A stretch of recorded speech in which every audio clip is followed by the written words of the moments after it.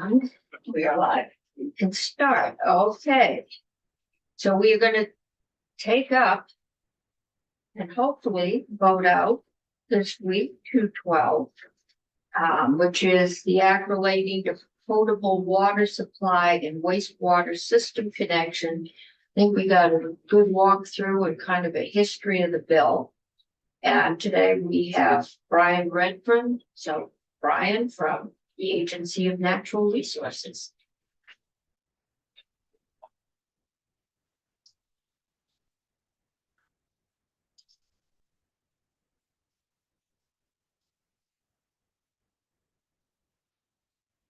Oh, you might let Katie know so that the Sean's not going to testify. She wants to come over. She could come earlier. She's not going to testify at all. She said we could reschedule her. We need to because she can't do it today. Okay, well, you're not here from the League of Cities and Towns. You know the routine, I'm sure. Just introduce yourself. Welcome to the Finance Committee. And the floor is yours. Okay, thank you, Madam Chair. For the record, Brian Redmond, I'm the Director for the Drinking Water and Groundwater Protection Division, which is a division within DEC, Agency of Natural Resources, in terms of where we're housed. And our primary responsibilities are overseeing water, public drinking water systems, as well as some of the wastewater systems in the state. So soil-based wastewater systems, as well as the connections to water and wastewater systems. That's what we're here to talk specifically about today, is the connections. If it's okay with you, Chair Cummings, I figured I would just do a little short history, but it sounds like you may have gotten that. It always helps to refresh. Okay. I learned things from the last history. Okay, great. I'll start with a short history, highlight a few key provisions of the bill, including the fee provisions that we're here to talk about today, and then try to answer any questions that you all may have. So a brief history, the issue of water supply and wastewater connections has long been debated in this building, at least going back to 2020 and possibly a bit earlier. I started with, in the mid-90s in another capacity. A perennial discussion. It has been around for a while. So in 2023, the Vermont Home Act, Act 47, established a stakeholder group led by the Agency of Natural Resources, and it was comprised of representatives from the Agency of Commerce and Community Development, the League of Cities and Towns, municipal public works officials, engineering consultants, and environmental groups. And the group came together really to evaluate the connections permitting process. And really look at with the shared and stated goal of reducing administrative burden and cost for applicants.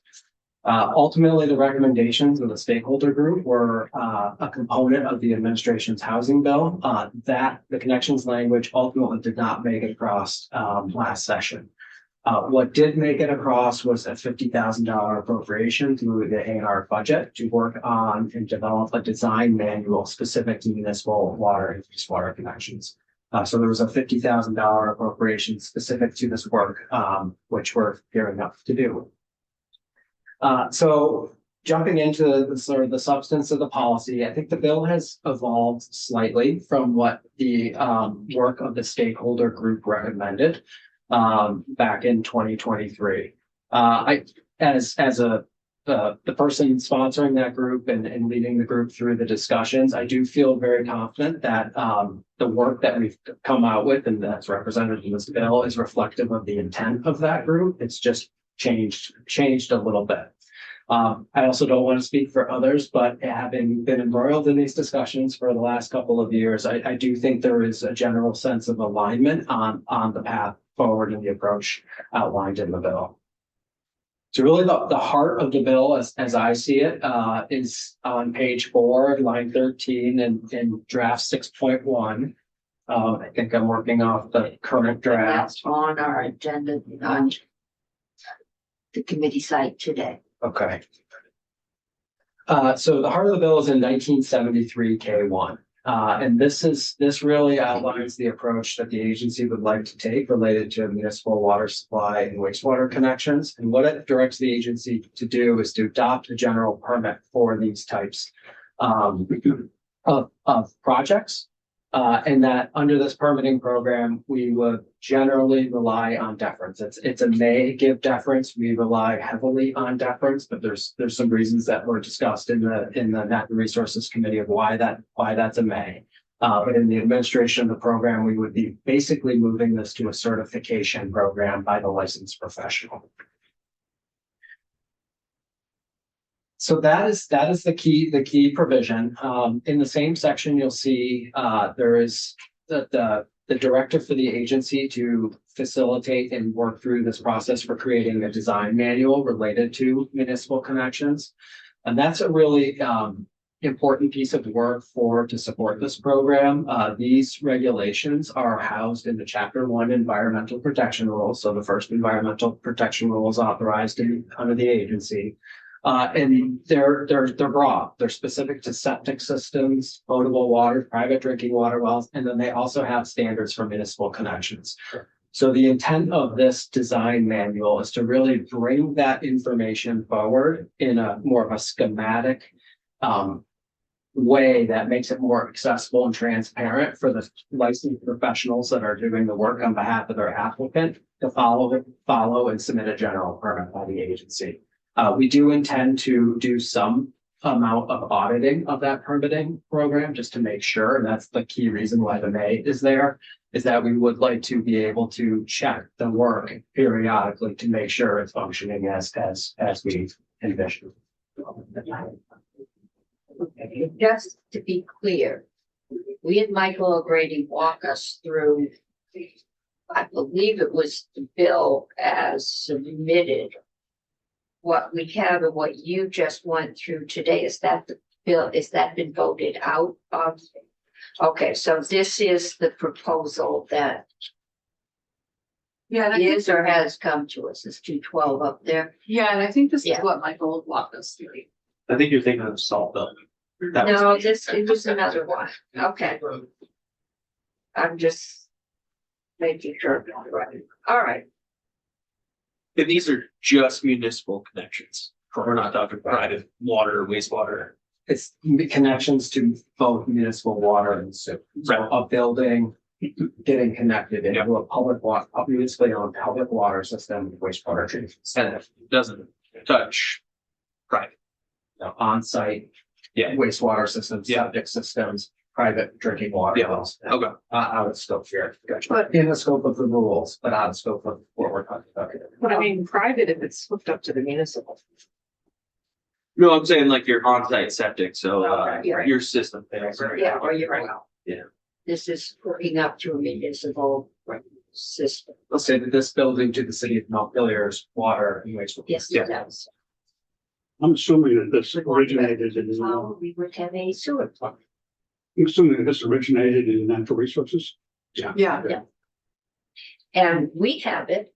That's what I've been looking for because there are fees in it.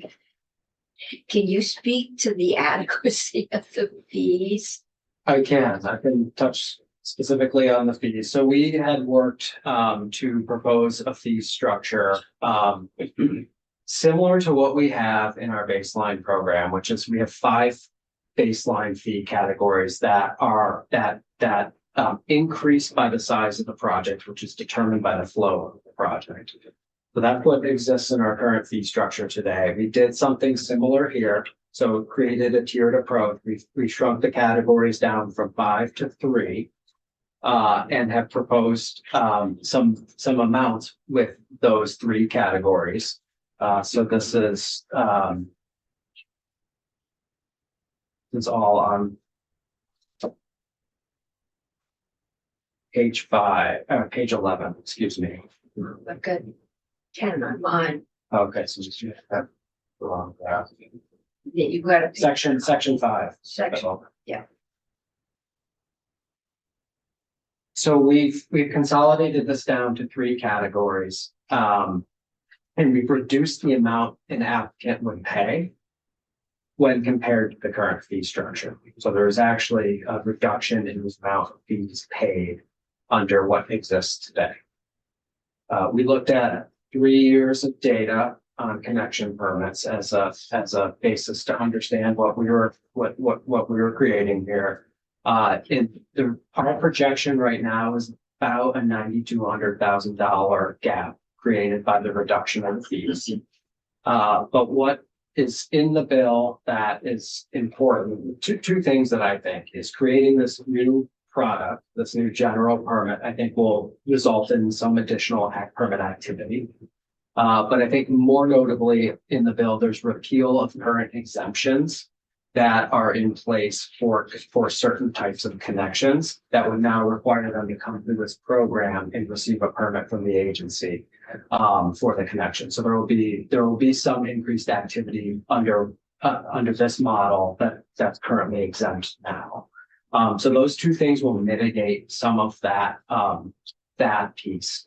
The part that was a late recognition, I'll say, is we have a part of our fee statute around the Vermont Neighborhood Program that reduces the fee down for wastewater permits to $50 if they're contained in a Vermont neighborhood. And what I understand is that there's going to be an expansion of this designation under Act 181, and these are all the areas served by municipal water and sewer. So I'd like to respectfully request a little bit more time to work with Joint Fiscal to evaluate what that impact may look like. I've talked with them, and we have an approach that we think we can do some analysis to really see what kind of gap we can expect. So I was hoping to kind of bring good news but I do think that it would behoove us to take a step back and just evaluate this potential impact. And then happy to come back in once that work is completed. Okay. So we've got the new fees. That must be the expected section of the pay as it is. So you would like us to sit on this? You were saying any of them? Yes, I'd like to be able to do a little more work with Joint Okay, I Fiscal. was hoping I could go down tomorrow, but I would rather have you get the numbers correct. And when you do, let us know. Because we're gonna have to rely on you as to whether or not these are adequate to cover your cost. We And have a little bit more time because we have till the That's week right, after that's right. crossover for this, I think.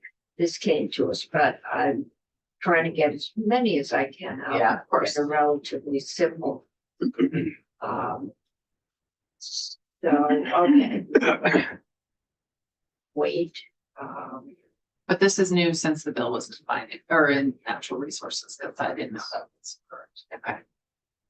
okay, It could be significant within the context of the connection, so it does require some evaluation. $50 is, do we have any Vermont neighborhoods?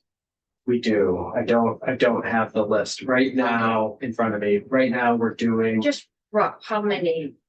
Vermont neighborhoods. I don't know the exact number, but in this program, we're Yeah. doing about 15 to 20 permits in Vermont neighborhoods a year. Okay, Per year.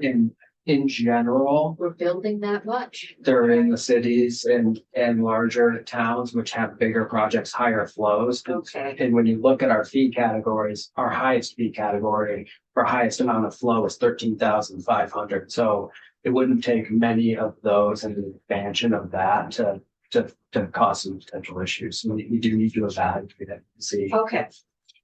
So as soon as you get that, let us know and we'll have you back in. We'll do what needs to be done. Can I ask a question? Yeah. And I don't know that I ever understood this, or maybe I did and now I've forgotten. But if you look on page 10, paragraph A, the current fees, you're keeping those, but for not a potable water system or wastewater system connection. So what is an example of not potable? So a potable water supply, technically the connection is a type of potable water supply, but the most common example of a potable water supply is anything that's non-public. So you drill a well and you don't serve a public population, that is technically a potable water supply. So we're keeping our fees in place for the private wells for a different term. And then all of our on-site wastewater systems, all the septic systems, and we talked a little bit about this in committee. It can range from your single family residence to a ski area. So there's a variety of types of septic systems that we permit and approve. So these fees would continue to apply to all the other aspects of this title that we permit under. Okay, chapter. but why are they considered not potable? Isn't potable drinkable? Like if you're digging a well, wouldn't you Oh, I want see it that the word drinkable? not here. Yeah,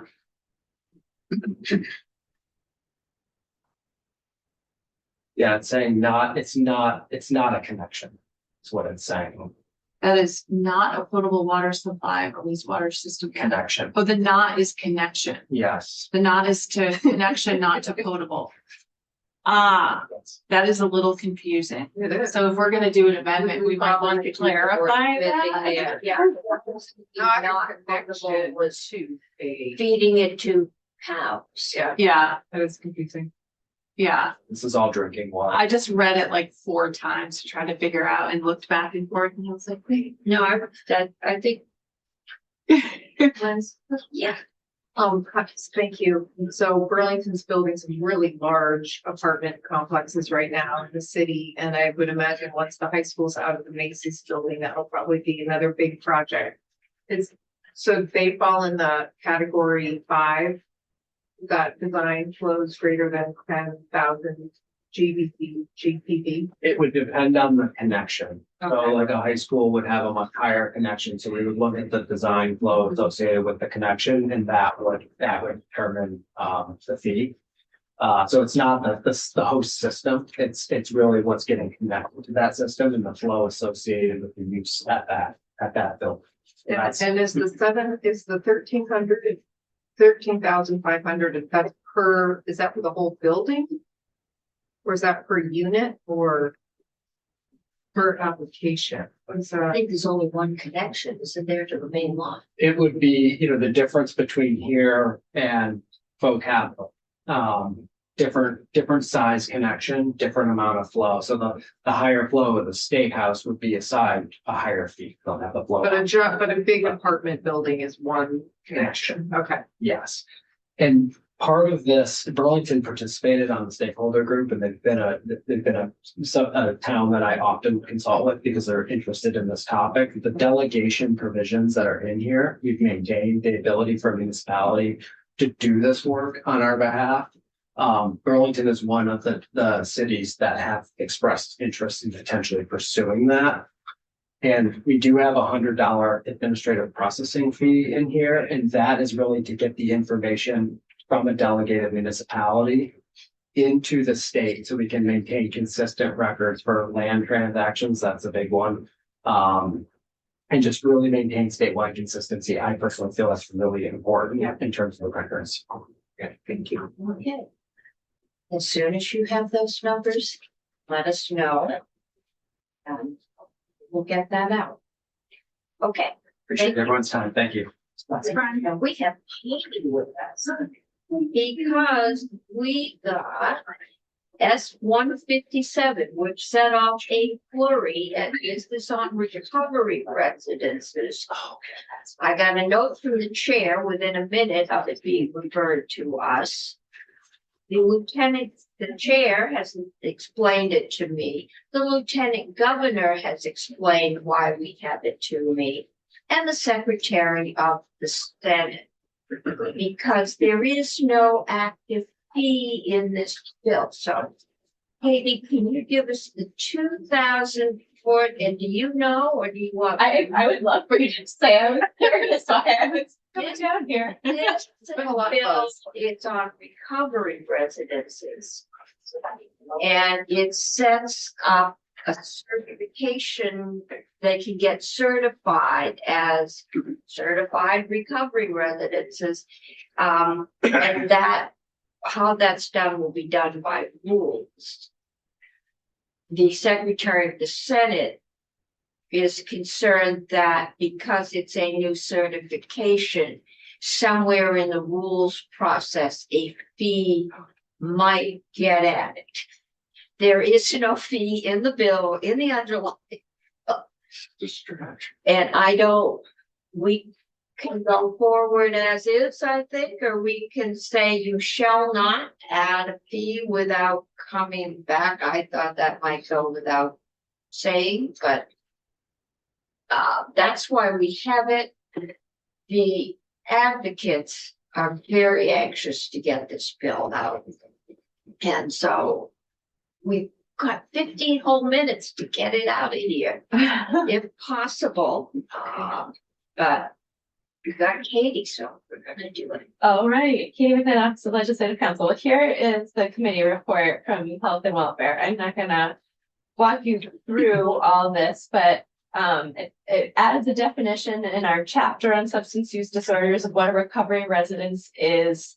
It, in section 2, gives responsibility over recovery residences to the Department of Health's Division of Substance Use Programs. In section 3, there is an amendment to existing language about what is necessary to immediately transfer or exit somebody from a recovery residence.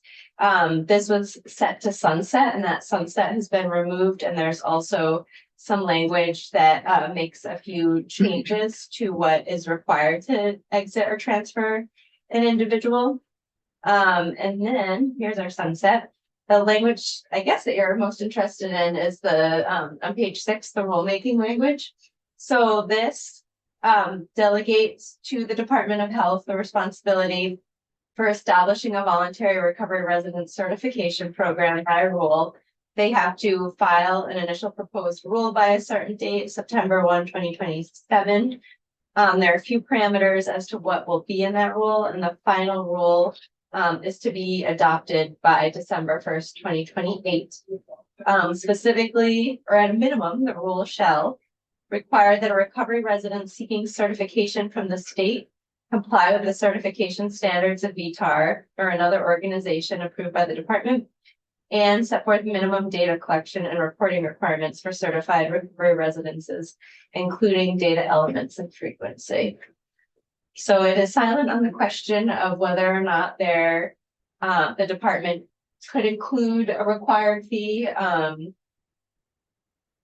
So I can see where this is going to take some time, and they might like put in a fee. But I don't see this as giving them permission. it's silent, which means that they could potentially bring back a fee if that's something that this committee is concerned about occurring. It also doesn't direct them to do that, so there's nothing telling them to go. But if ahead and do it. they couldn't enact a fee without legislative approval, right?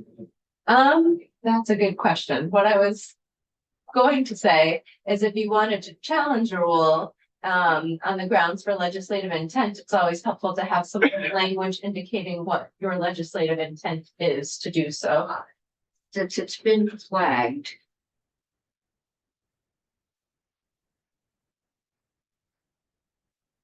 I think the safest thing might say, if the department determines that a fee would be necessary, they would bring that. They would need to come to the legislature for approval. I'm sure you can put that more elegant meetings. But if we can do that. Would that work for everyone? Yeah. Anyone want to know anything about recovery residences? This is moving authority for them to the Department of Health, like they'll be the oversight of that. They. This is, yes, Is it moving the oversight from Department of, is it Dale? There's no structure really in place for recovery residences right now, so it's creating some structure. It's voluntary, so recovery residents sort of have to opt in to be certified. but right now there isn't a legislatively identified point person. So now this identifies the health department as sort of that responsible entity and directs them to come up with the voluntary certification program. And one of the moving factors is landlord tenant law. We started dealing with this when I was in it, because it's a residence, and so you can't just expel someone if you're renting a room. And there's paragraphs, if not pages, explaining that under what circumstances someone can be removed. Under what circumstances someone can go into your room, which is different than landlord tenant. Because if this is a sober house and you're bringing alcohol on the premises, you're endangering everyone. But it also puts some parameters around not just throwing you out onto the street and saying, tough. It's setting up some structure for you at least have to try and find some place for someone, and have a plan for finding, but realizing that these are people who were there by their own choice, and the organization's primary obligation is to protect staff and residents in the house. So we've been through it a lot in health and welfare. I think Senator Kulik and I could probably recite the paragraphs.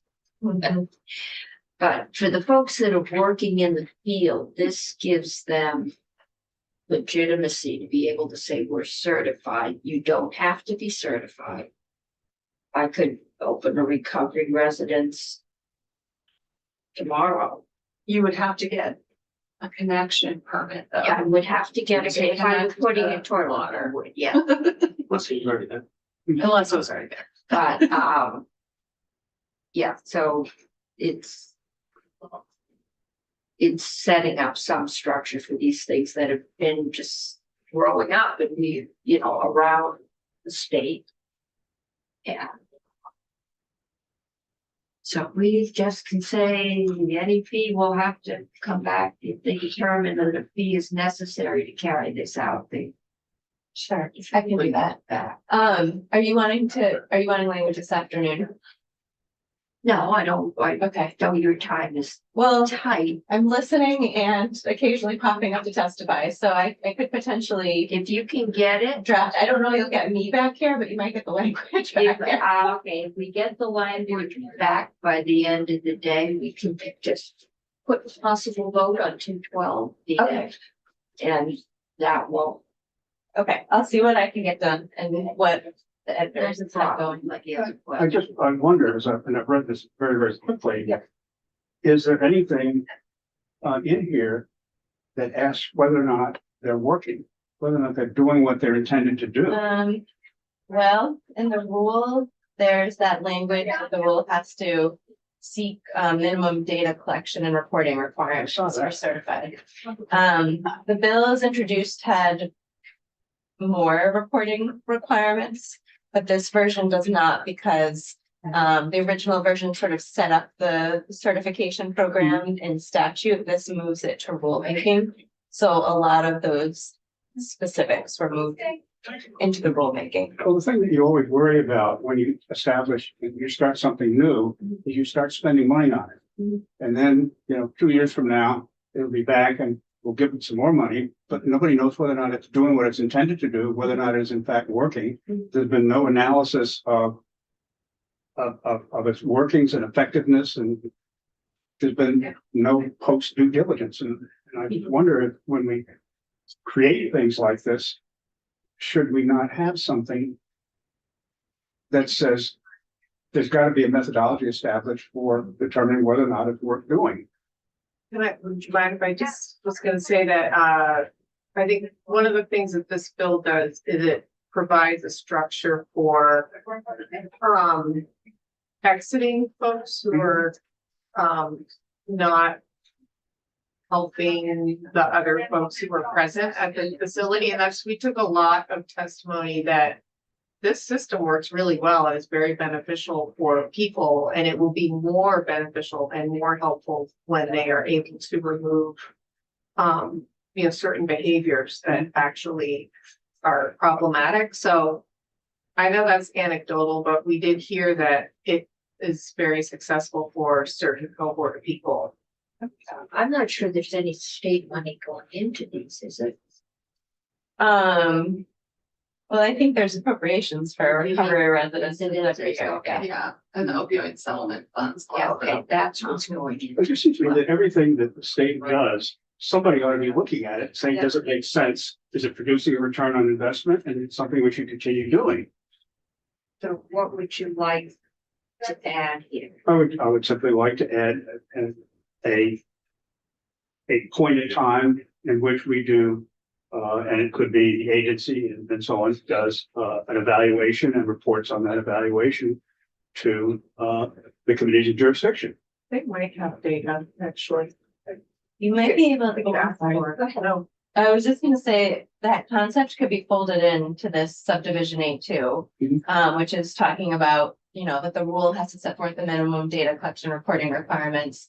And we could put something in there about including, annual, I don't know how often you want to receive them, but annual reports about, the program efficiency, something like that. Program effectiveness, and you could even, One thing we also heard too, though, is that recovery is not a linear trajectory. It's very bumpy and people come in and out over the course of many years. So it might be Well, I hard guess to the- measure. yeah, we determine what the measurements ought to be, and in fact, the agency could probably Right. tell us what the measurements ought to be. But I can't imagine that you go and produce plethora of recovery residents, you have no idea whether or not they're working or not. And the people who are voting to spend the money on doing it, which is us, have no idea whether they're working or not. It might be hard to collect the data because we did have recovery day. And people talk to us. Sometimes those people move around. And so if I'm in recovery here and then I move back home to California, we don't know if I stay recovered or I fall Well, I off. think that the agency, it's involved, ought to be able to tell us that, as whether we dictate it to them, to tell us what it is, and then we incorporate that Could in. we say as part of the certification rules? That's how I was originally drafting it. That would only capture programs that choose to be certified. Right. So if that is what you're looking to collect data on, yes, I could fold that into subdivision 2. That That's would be a good start. It may well be that there are industry standards for doing measurements of this. Mhm. There may be standards that, there may be some national certifying organization or organization that reports on this.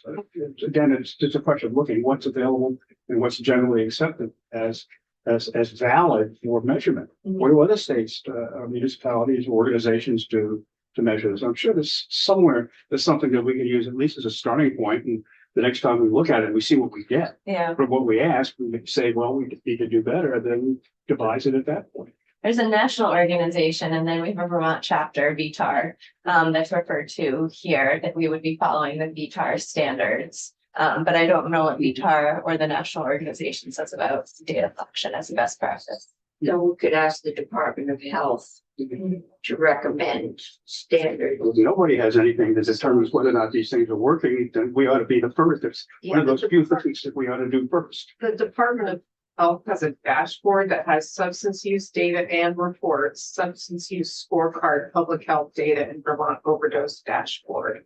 So there's quite a bit of data right there. But not on whether or not recovery houses are doing better than recovering on your own or doing, I think all the testimony we heard said they do. But are they better than AA? Or are some better than others because they do it So, differently? on October 3rd, 2025, recovery residents outcomes for fiscal year 25. I mean, that would be a report we could look at.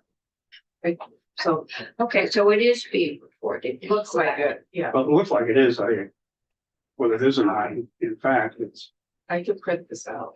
is there some sort of an industry standard, if you will? I think it's repetition or length of recovery. Just email to the committee. Yeah, It's a whole I'll report give on the this website. to Charlotte. They also have grant contracts because they get state grants either through opioid settlement funds or other funding sources that are. So they have grant agreements with the agent or with the Department of Health as well. Okay, so since they do seem to keep data. We can vote this out and then get the Department of Health to come in. And if we think it needs a tuning, we could do that as a forum. And certainly they can tell, they are theoretically the experts. Yeah. They should be able to tell us, how do you measure whether or not a program like this is working and delivering results and actually helping? That's what we want. And they can figure out how to do that and come back and tell us. And then we can structure it into a measurement standard. And, after the first 2 years or whatever period of time we take, we could have a better sense of, does this make any sense? And is it giving us the kind of information we want? You can modify it at that point if necessary. Katie, I'm trying to think of what we could, I think I can still try to fold in this concept because, you're already delegating authority. They're already coming back with rules, so they're already going to be proposing what would be part of this reporting as part of their rulemaking process. So I don't know that you need a list of measurables from them right now because that would be baked in. What I think you need to do is tell them that when they're making the rule, these are factors that they have to be. To consider. Yeah, right. okay. Okay, let me see what I can come up with. Okay. There's a lot of good data in this Perfect. report. Neat. You send it to everybody? I sent it to Charlotte. Thank you. She is the conduit for this. Okay, should I tell my guys that She's the witnesses that ice cream is being She's served? the liaison. Passion. My committee is forbidden to go, but I don't know that they obey. I'm banning ice cream at the State House. Oh, my goodness, that is draconian. And they're cooking. I know. I mean, it's No wonderful. ice cream, no pizza. This is committee time. Okay, we're gonna keep going. We're actually. We've got to wait and let me contact Senate Ed and see if they're ready to. Oh, that's right. Senate Ed is joining us via Zoom. So we'll see if they are as efficient as we are. And I have to run across the hall at 2:30. Okay. We will still be going when you get back. Can you go to the amendment to the? Oh, Yes. Ryan. Good luck. Thank you.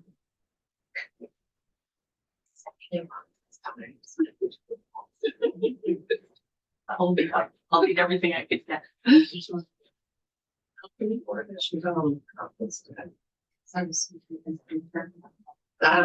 Right. Madam Secretary, I do not see any documentation from you. Because we were. Oh, we presented, we updated our, shared our slides and the report. You didn't receive. Okay, No, not receive it. Oh, yeah, I wonder if no, what no. Senate Education, I thought it was not your committee also.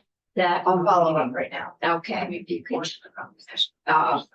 or you could put it up on, We certainly can. On the walk screen. through, Yeah, and then just make sure we get it okay. at some point.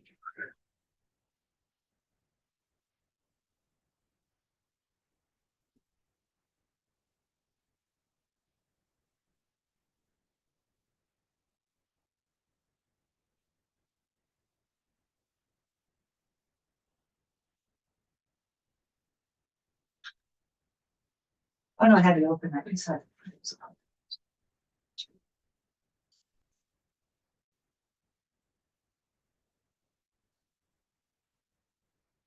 Oh, it's a very spring-like tie, Thank you.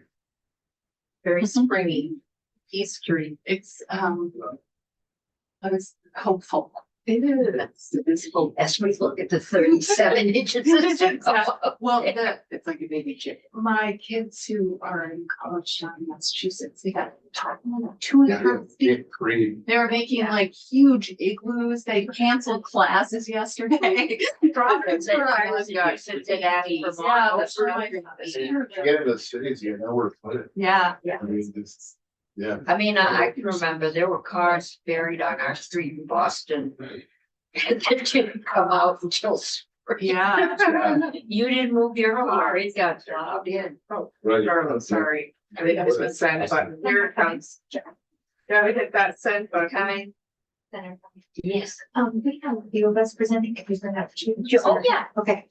No, the floor is yours. He's waiting there. Here comes. And I have, We're I think sent to your. committee. okay. Unless you have any. Wrong direction. Yeah.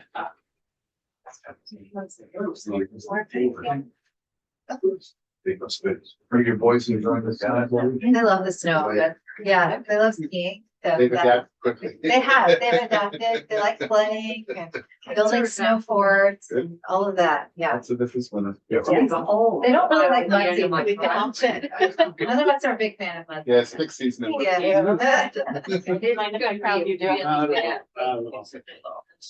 It's always the worst. Oh, isn't I it? know, all this. The fraud is this Fraud. 4 things. It's awful. It's awful. And now. Okay. We are waiting for Senate education. Yeah, I'll make sure I can share my slides. And Communication with them. coming right now. I thought I heard them, but I didn't see them. Oh, everyone's here now. Everyone is here, so we can start. Welcome, Senate Education, wherever you are. I can't see you. Can they hear us?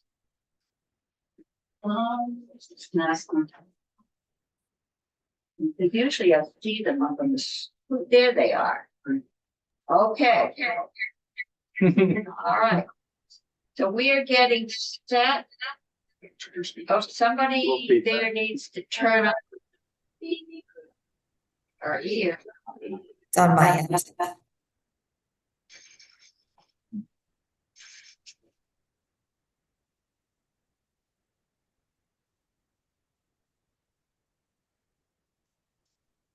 Yes. Right.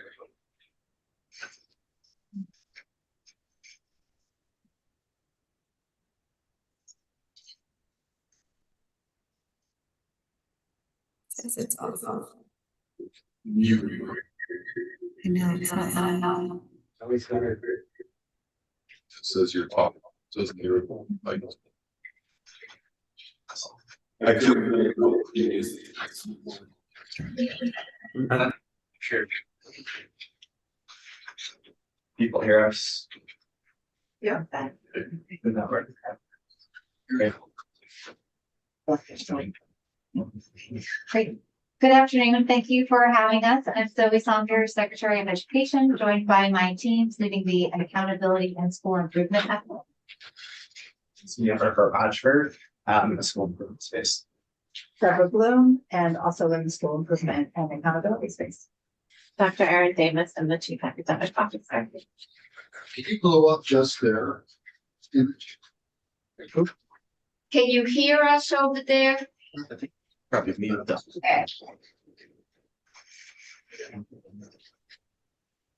Okay. Floor is yours.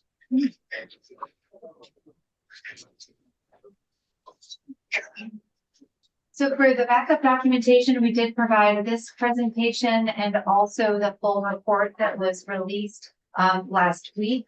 I understand that your committee may not have received the backup documentation yet, so we have asked our executive team to resend that to you. Make sure that you have access. It may have only gone to Senate Education. This is a little bit outside our normal jurisdiction, except that things we're interested, since we have to figure out how to pay for education, what we were paying for. quality is our central focus. So I wanted to share a little background on the state of Vermont's accountability framework. It is a federal requirement under the Every Student Succeeds Act for each state to develop an ESSA state plan, which identifies how they will measure school quality. We'll walk through today the parameters for that and the role of the state agency in supporting that quality and school improvement effort. The accountability system is the same since 2017. So this has been our accountability framework for some time. The efforts that we've done over the last couple of years are to bring more transparency to that accountability system. So there's a clearer understanding of the framework so that we can really support the field with ongoing continuous improvement. Our focus continues to be on elevating quality. And so this data on an annual basis helps us to understand, get a snapshot of our performance, identify areas where we need to strengthen our support, and is designed with the idea that every single student can succeed, and recognizing that certain schools and students may need additional support. And this is a part of an important part of our effort to differentiate support. We also, through this process, are able to identify those schools and district systems that are exceeding expectations, and through the school improvement planning are able to identify those best practices that can be scaled and leveraged statewide. So as we are increasing transparency around our accountability framework, we are at the same time increasing support. So what you'll hear today, we're going to walk through a background so you have an understanding of the accountability framework. We will share the results from this year's state report card, and then focus on the work that we're doing in the field to really analyze the data to support continuous improvement efforts, along with highlighting several statewide initiatives that are designed to address the areas of weakness where we'd like to strengthen overall academic performance statewide. So with that, I'll turn over to Deborah to get some context. Thank you. So recognizing that we want to set a stage for you all, we're going to start with the ESSA, with Every Student Succeeds Act. So this is a reauthorization of the Elementary and Secondary Education Act that was updated in 2015. Previously, it was No Child Left Behind, just for context. Some of the kind of core goals that shifted with ESSA were that the shift from the compliance-driven mandates that existed in No Child Left Behind to a more meaningful support for student success.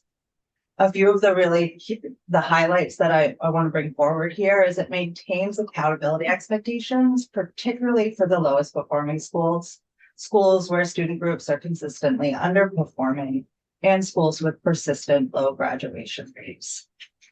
Really, at the bottom line, ESSA represents an evolution, not a retreat from accountability. It really does set down these clear requirements that statewide accountability systems must expect more progress from the groups of students who have been behind. Base school ratings on the progress of all groups of students, and expect action when any group of students is consistently underperforming. And we'll move through some of those and get to those action steps towards the end of the presentation. So Secretary Saunders did mention our state plan. Our state plan is our leading document, how the state does meet these accountability measures as laid out in ESSA. We hold SUs accountable to ensure continuous improvement to better serve all of our students, and that's really laid out in the plan. The original one was approved in 2017, and USAID encouraged us to amend that state plan. Right, the state plan should be a living document. It's similar to an SU/SD level strategic plan. We've certainly had a renewed focus on amendments with Secretary Saunders in office. And since she's joined the AOE, we've submitted 2 amendments, both of which were approved. One January 25 and the next one September 2025. These amendments have been primarily compliance driven. As you know, we were monitored by the U.S. Department of Education, and some of these amendments were really driven by what we learned through that monitoring process. We're currently preparing our 3rd amendment. And all of these amendments are done with stakeholder engagement, and they represent a collaboration across the agency. Everyone within the agency looks towards the state plan as one of our leading documents. So our current state, just as we think about the reorg that the agency's gone through, this is one of the things that we in the space of accountability and school improvement look at, this current state of these accountability structures that are, they're not quite connected, but when we look at them with our trained eye, we see lots of connections, right? So right now we have the state plan, we have the EQS and the DQS, which are our state rules. We have a number of other federal programs and requirements like IDEA and WIOA. We have annual assurances that are signed by our superintendents, and then we have a number of other state laws, and all of those contribute to our accountability system. This is where we want to go. So we want to align these systems. We know that exists. We can see similarities as we look at them. And one of the goals of this area of accountability and school improvement is to work to align and then provide guidance and guiding documentation to the field so that we can best support them through that alignment. And here's just a more kind of detailed list of what goes beyond ESSA, and it is also not inclusive of everything. So you see we have a number, we have a number of state education laws. Again, I mentioned the annual assurance, we have Perkins. So all of these contribute to our overall accountability framework. I'm going to pass it to my colleague to speak a little bit more about the measures and then go into the school identification. Hello, everyone. I'm going to talk a little bit about the measures for school performance. And so those are the things that you're going to see in the state report card document as well. So school performance is built through a number of different data points, and not every data point is collected at every single grade level at every single school, in part because of the different structures of schools that we have in Vermont, which we'll talk a little bit more about. K-5 schools don't have graduation rates in their school performance measurements. So these are the list of school performance measurements that we pull from. The VTCAP is obviously a large part of that school performance measurement, but for our high schools, we also have things like graduation rates, college and career ready outcomes, as well as performance, or at least involvement in college and career ready assessments.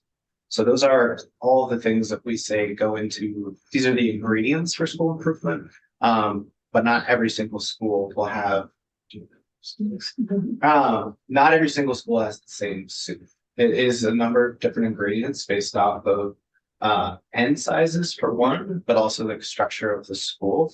So there is not a large EL population that will change the weights. There's not this K-4 school that does not take science, that will change the weights. So we weight based off of these things so we can have a composite score, so we can be comparing apples to apples, not oranges to bananas. And so this is part of the weighting process. So for high school, for an elementary school, as you can see for this example, the elementary school's performance is driven entirely by VTCAP scores, but that's not the case for the high school.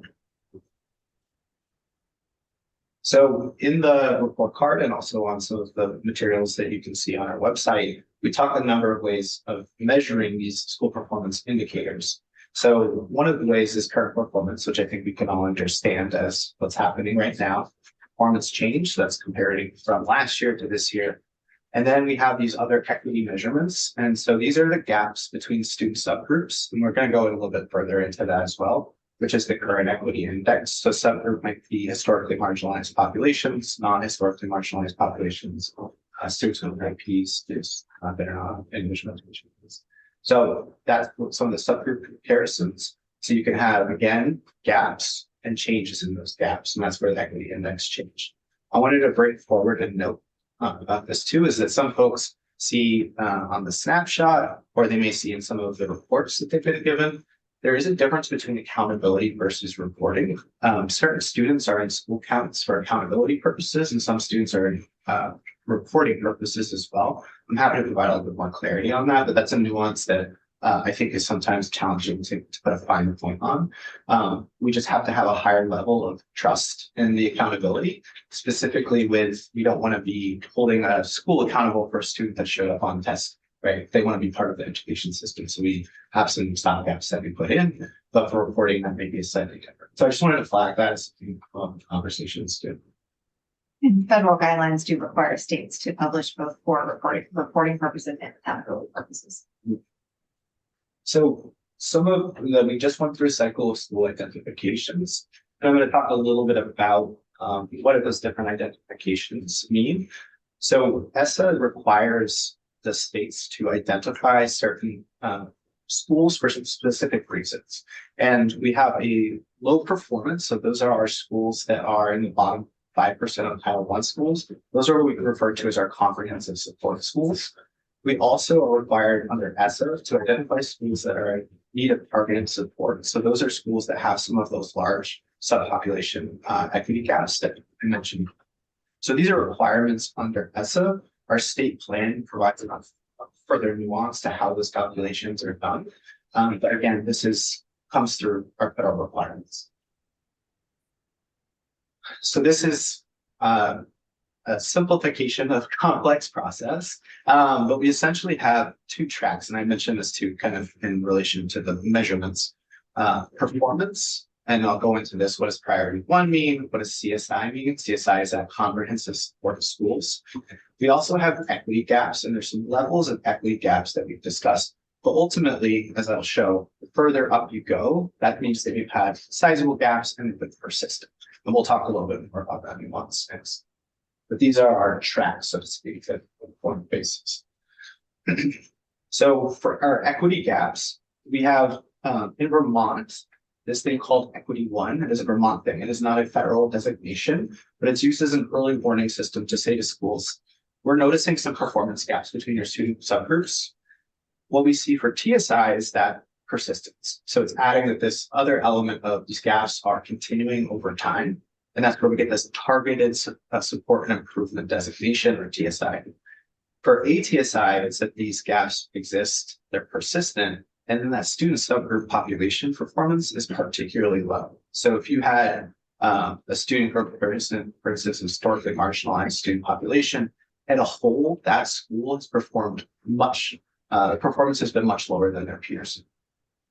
So that's where we get the ATSI. Yeah, a clarifying question. Can you explain to me what the difference is between specific student groups and subgroups?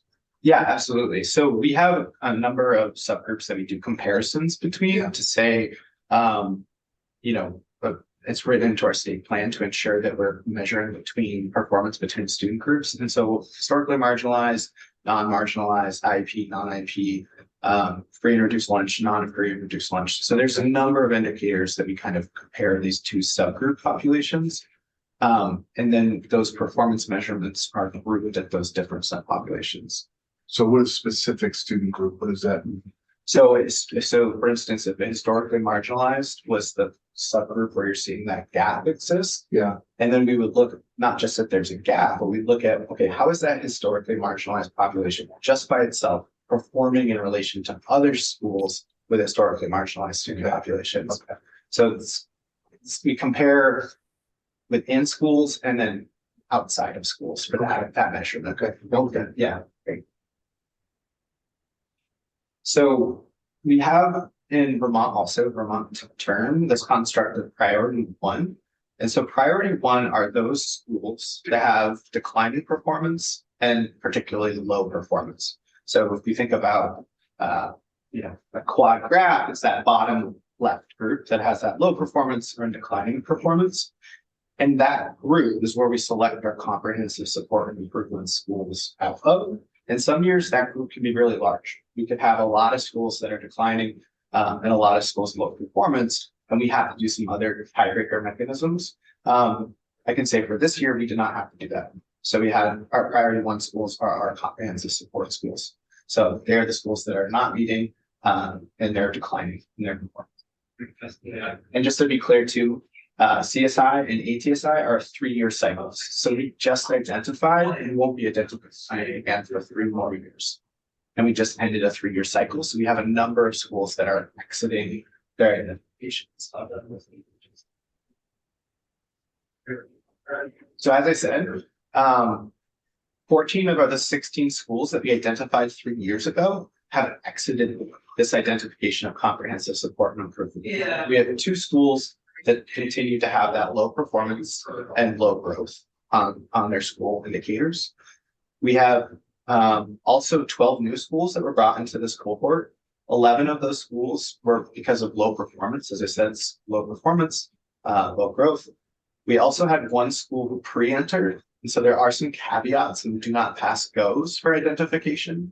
If you have a cohort that's had persistent equity gaps that have remained, then you can move, go up to a CSI designation.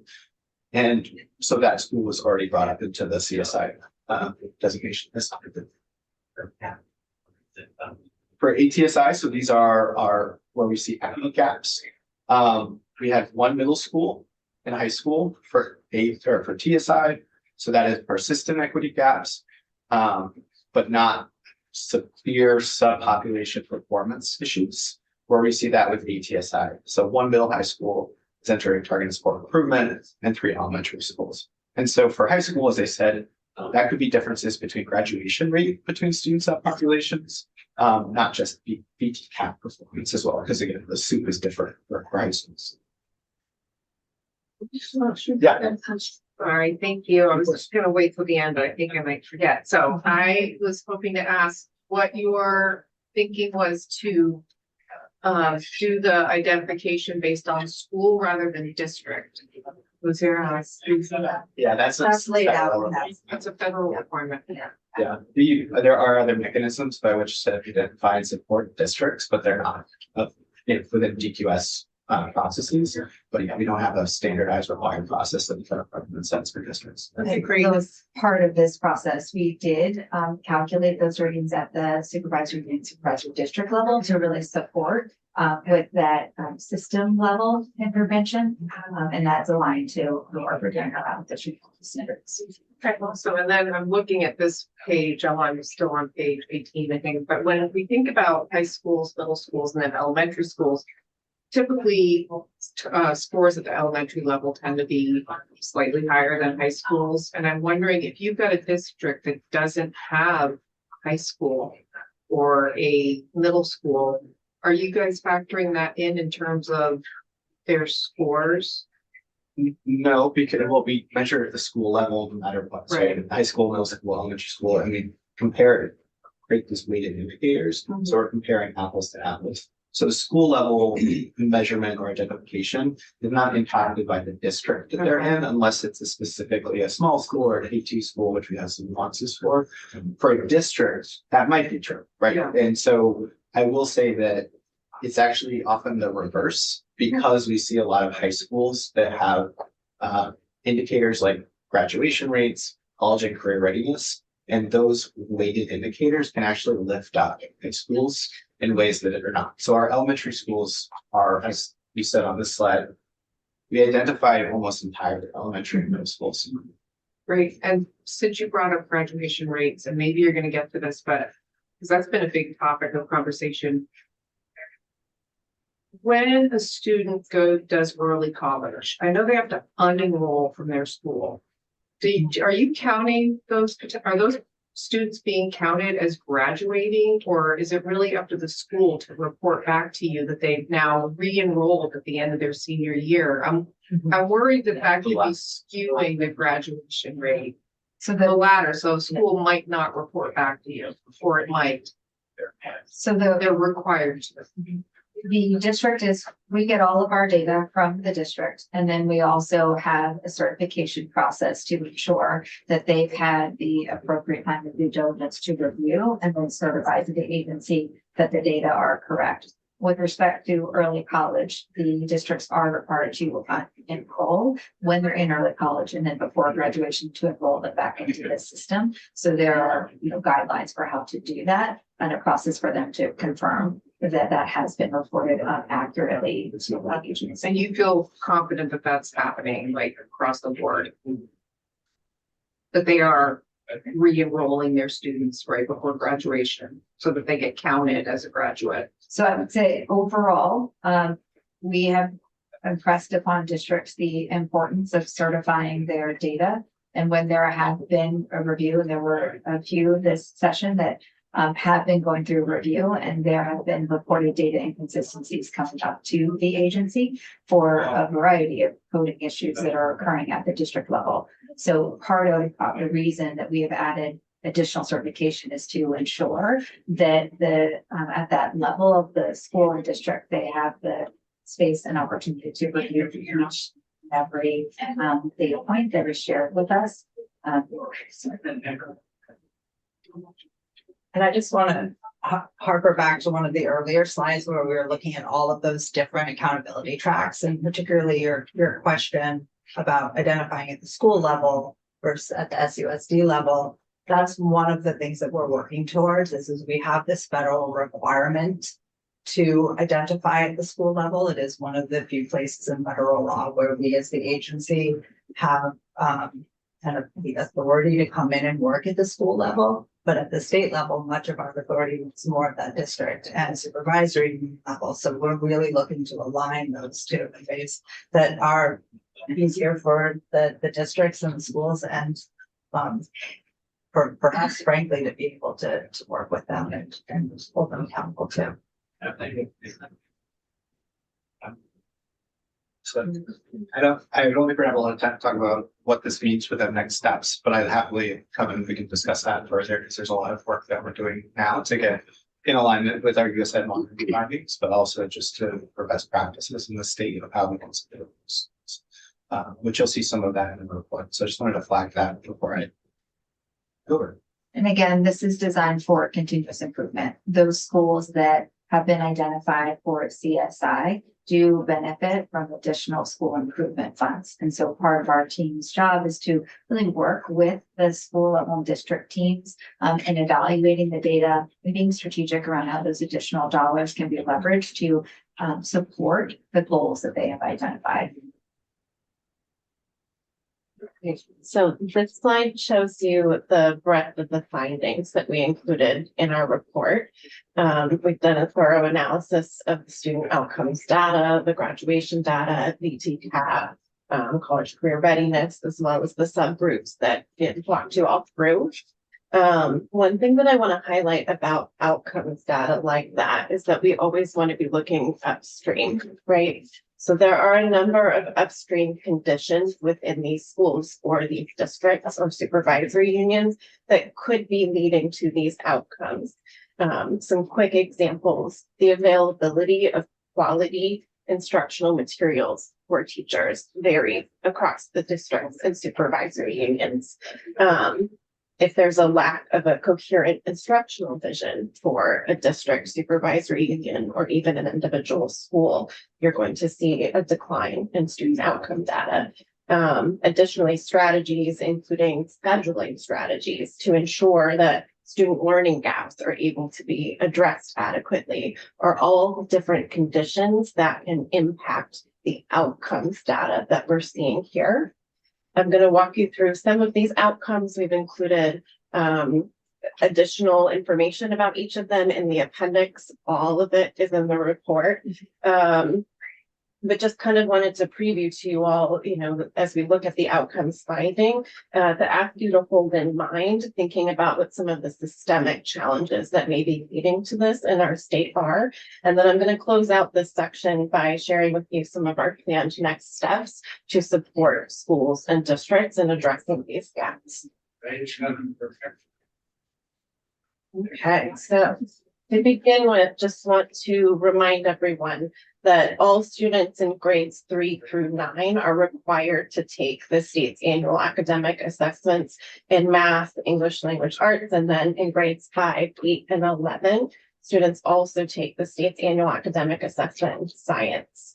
Most students fulfill that requirement by taking the Vermont Comprehensive Assessment Program. You've heard us already shorthanding that to VTCAP, so that's what we're referring to. Students that are on individualized learning plans that have the most significant cognitive disabilities may fulfill that requirement by taking the multi-state alternative assessment, but on the whole, students are primarily satisfying this through VTCAP assessment.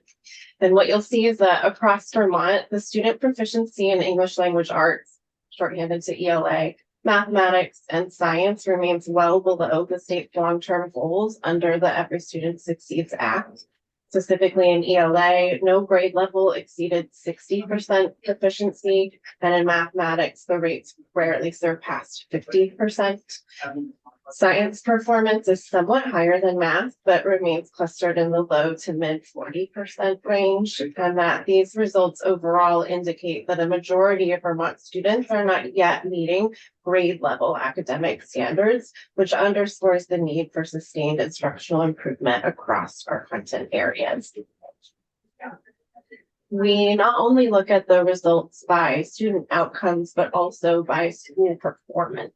So when we look at whether or not a school is meeting, approaching, not meeting, or exceeding, and additionally, whether or not their rating itself is declining, not improving, improving, or excelling, that's what you see on that kind of matrix image there. More than half of our Vermont schools are rated as not meeting or approaching performance expectations, and additionally are either declining or not improving compared to the prior year. And only 26% of schools are meeting or exceeding expectations, but just 12% both meeting expectations and demonstrating improvement. And these findings indicate that sustained academic growth and system-wide improvement are not yet widespread in the state. Our academic gaps, our achievement gaps, are expanding. So when we look at the equity designations that Ian walked you through previously, those nearly doubled from prior years, which reflects the widening achievement gaps among historically marginalized student groups. The number of schools that have been identified for equity concerns increased substantially, specifically for the subgroups of students with disabilities, economically disadvantaged students, and English language learners. The sharp increase suggests that disparities in outcomes are not only persistent, but also are intensifying, requiring focused and sustained attention with interventions that meet the needs of those subgroups. And so while that has been a sobering set of findings for us, we are already being proactive in our statewide approach to meet the needs of students in our schools. The first one, I'm glad you lifted up some questions around the data itself. It's to really focus on data-driven urgency. By being more transparent with our findings, we are hoping to inspire some additional attention on this. We know that our statewide results show inconsistent performance and that requires coordinated system-wide action. And it requires ensuring that the data that we are working with and that the schools themselves are looking at and setting their goals are accurate so that they can make informed decisions about their next steps and monitor their progress toward it. We're also leveraging best practices. Anytime we look at aggregate data like this across the state, which of course we also did look at the school level with this as well, but we know that there are some real bright spots. There are schools that are having success, that are exceeding the performance and closing gaps faster. We're being intentional about identifying those schools, partnering with them, understanding what's making the difference for their outcomes, and then highlighting it and scaling those practices to other places. We also have a literacy and a math transformation initiative going on. Act 139, of course, is supporting our Read Vermont initiative that's focused on driving evidence-based literacy implementation statewide. And we also have Count on Vermont, which is advancing our pre-K through 12 data-driven math improvement strategy. I also want to highlight that we are building inclusive and coherent systems. So Act 139, we published a significant report on that back in September. And we continue to stand by the fact that what is in Act 173 is the right legislation. That's what needs to be happening in all schools. And it's really a matter of stronger implementation. So we have a statewide approach for inclusive education and integrated approaches. And then the statewide graduation requirements, which you all also mentioned earlier, is intended to provide a clear shared finish line for all students in Vermont that will clarify the expectation and ensure that, as Ian said, we're comparing apples to apples rather than apples to bananas. And lastly, I want to highlight our stronger improvement in accountability systems at the state level. So as we mentioned, the agency did undergo a significant reorganization. Ian and Deborah have been leading some really important work in this area. We are continuing to use evidence-based continuous improvement. We're committed to faster assessment reporting. We are providing additional supports from the AOE to the identified schools. We're being proactive in finding those early warning indicators and not waiting for schools to be identified before we're providing them with additional support.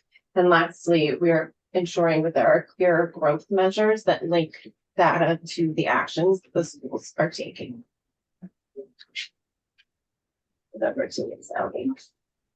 We started the conversation by focusing on the purpose of the state report card, and I want to conclude with reinforcing the need for the state report card to drive continuous improvement. This is how we are approaching it at the agency. Through our reorganization, we have made clear that it is the responsibility of the entire agency to support our schools that are struggling, and also our responsibility to identify and lift up those promising practices for scale. So that means that we are continuing to look at a comprehensive set of data and identify proactively where there's a need to provide more targeted support, along with learning from those best practices across the system. So with our reorganization, we have a renewed focus on accountability that has created specialized teams to focus on accountability and district and school support as part of this effort. We see this as a core responsibility for the Agency of Education to partner with the field to elevate academic outcomes. We are accountable to multiple stakeholder groups. We have mentioned to you our responsibility to the federal government. I want to highlight a couple areas where we have been out of compliance historically as a state, and we are focused on achieving compliance and also really leveraging that as an opportunity to drive performance improvement. So specifically, we have been out of compliance with the state with our assessment timeline and the peer review process. I have had the pleasure of leading school improvement in multiple states across the country and can attest that the state of Vermont releases this data very late. I'm used to this report card and the data being available as early as August, latest October, and Vermont has consistently published these results in the winter. So we are working internally at the agency to completely re-engineer this process, including changing and reevaluating our data collection, our business rules, to be able to deliver the state report card in the fall.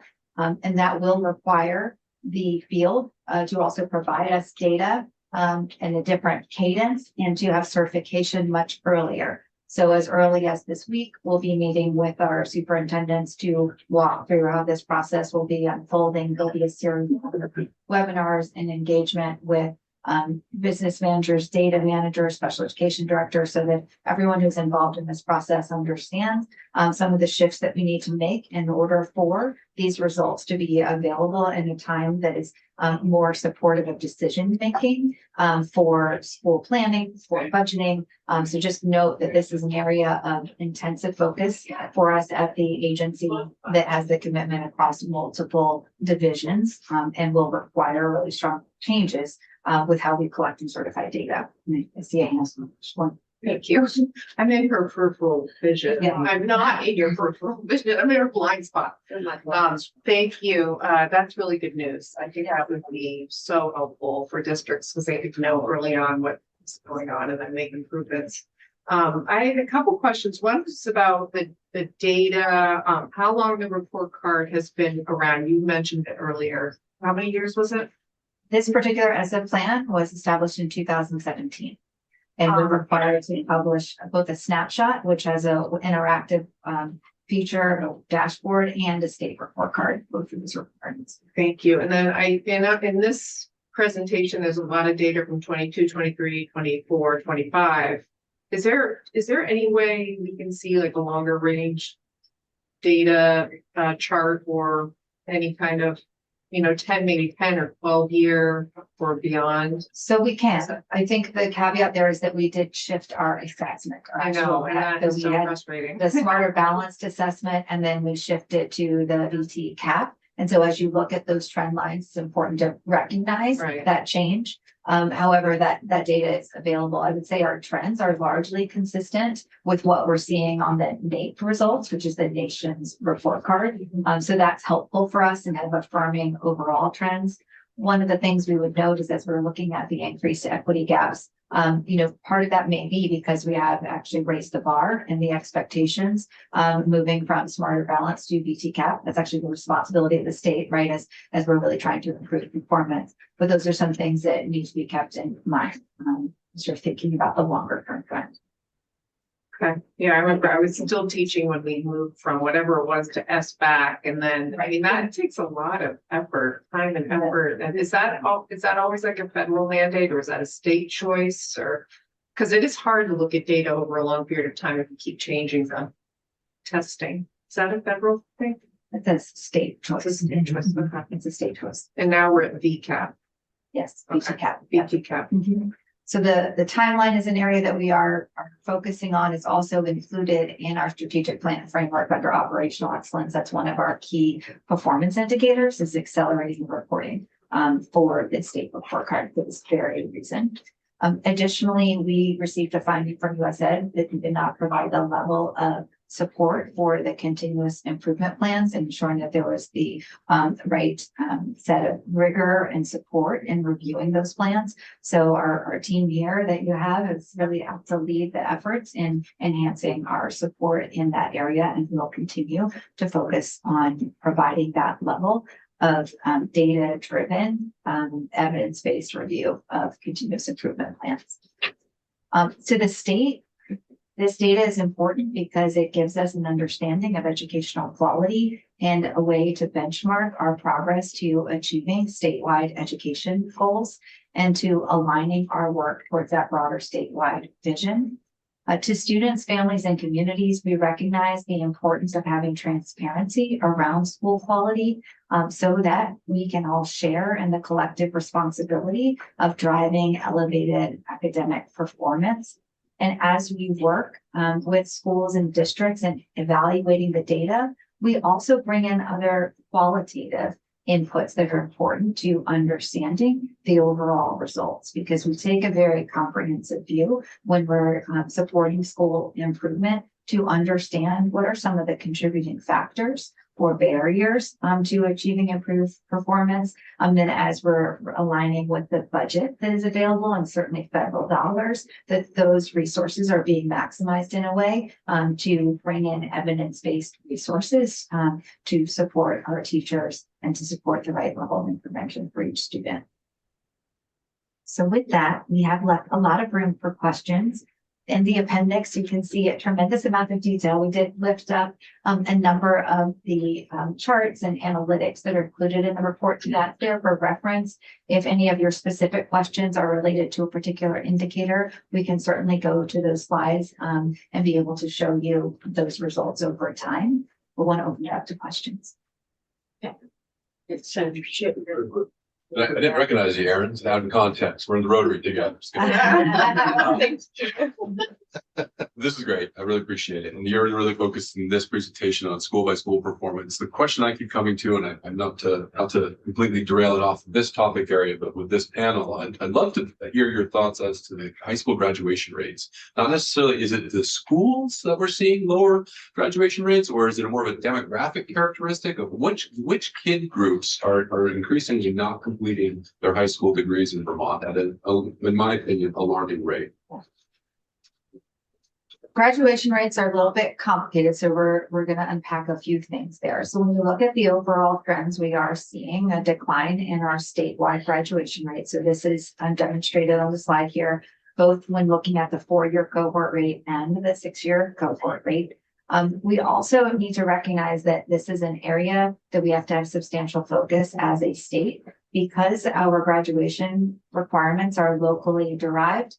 Sometimes it's not comparing apples to apples when we're really reviewing school by school graduation rates. And one of a significant finding that we received from the U.S. Department of Education was that our graduation rates or graduation requirements do not meet the statutory obligations because they demonstrate uneven rigor in terms of expectations for our graduates.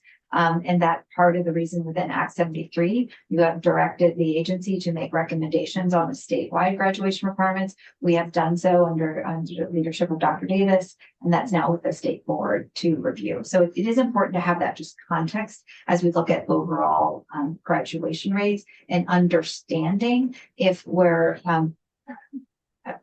consistently preparing every high school graduate for college or career. And so as we look at these graduation rates, I think it's also important for us to connect it with some of the college and career readiness indicators, because we are seeing that fewer than 60% of our high school seniors are demonstrating proficiency in a college and career readiness assessment, and fewer are actually entering a post-secondary after enrollment. So when we think about graduation rates, yes, we are seeing a decline, but there's actually more work that needs to be done to ensure that the expectations are set in a way that is both rigorous and equitable, and that it's translating into our students being prepared to enter the workforce or to enter college. You want to add to that?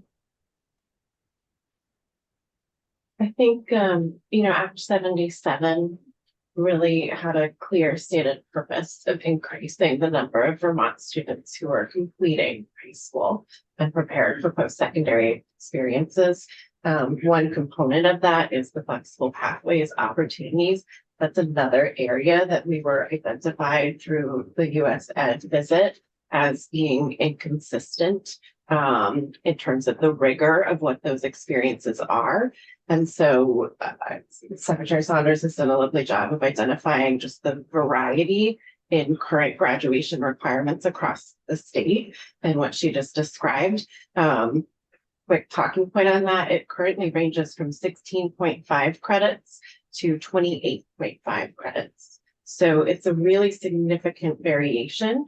And then, as I said, within that, in terms of the ways that students satisfy those requirements, flexible pathway opportunities vary from one high school to another. And that, of course, would also affect the graduation rates themselves. So that would be the one something that. Yeah, I would just also add 16.5 to 23.5 is 28.5 is not correlated with graduation rates too. So we have some systems that are it's not logically as what you would consider matching onto, with higher graduation rates meaning higher credits meaning lower graduation rates. We saw a lot of nuances to that really across the state. Really variable.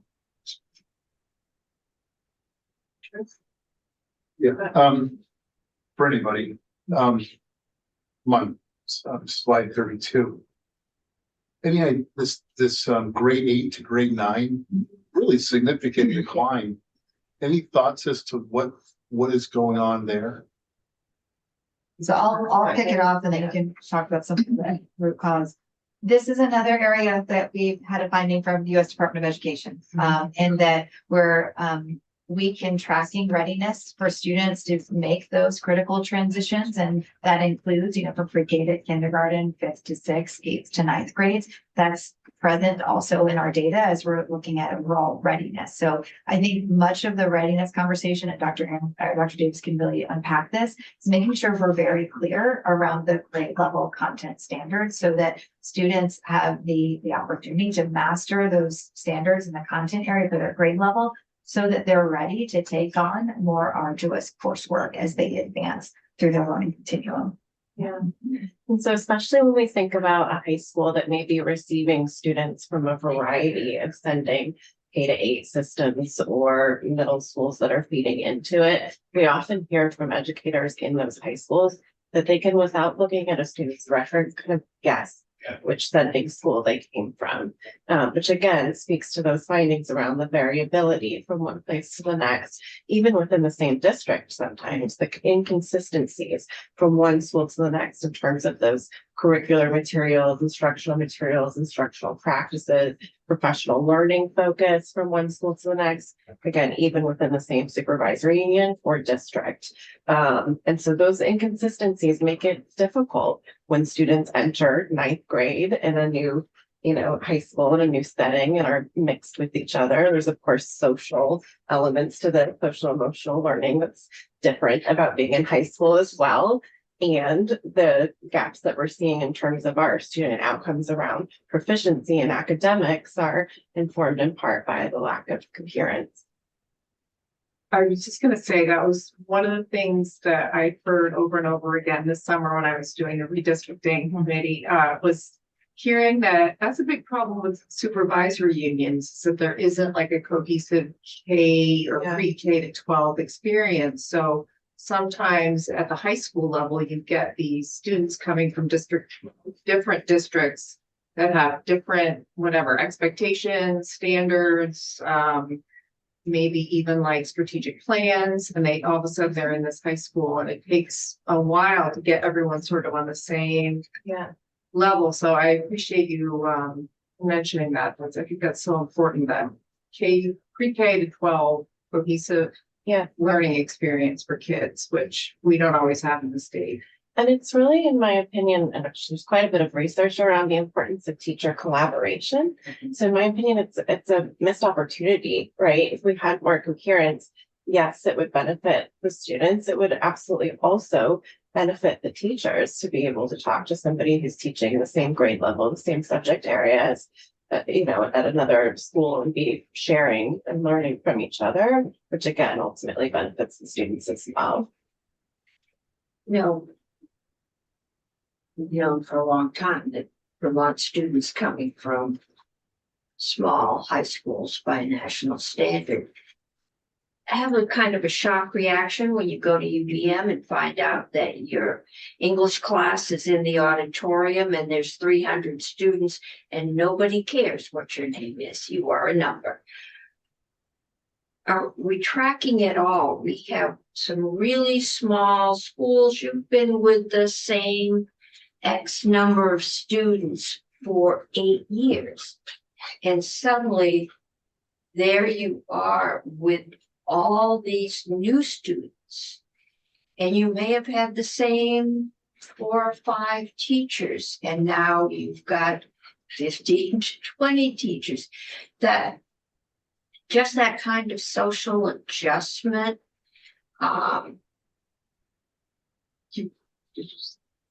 could keep you from, being at the top of your game academically. There's a social life going on that there didn't used to be. And I'm wondering if there's got to be a national kind of standard for that social life transition. But if that's one place that not having to being with the same people, where it's a very secure feeling for a child, young adolescent, can be pretty frightening when it's gone. And I'm wondering if we are tracking that at all. At the post-secondary level, it's been more challenging for us to track student persistence. Now I'm wondering about 8th into 9th. Oh, 8th into 9th. I'm okay, sorry. That seems you mentioned UVM, and I think they're adults. We do have an action plan that the U.S. Department of Education is reviewing in order to strengthen the transition planning from 8th to 9th grade. But there's also other critical transition years within our system that we're adding to that review to make sure that those students are prepared to the next grade level. Thank you. I was just going to piggyback on Senator Beck's question about the EL or English language scores. Mm-hmm.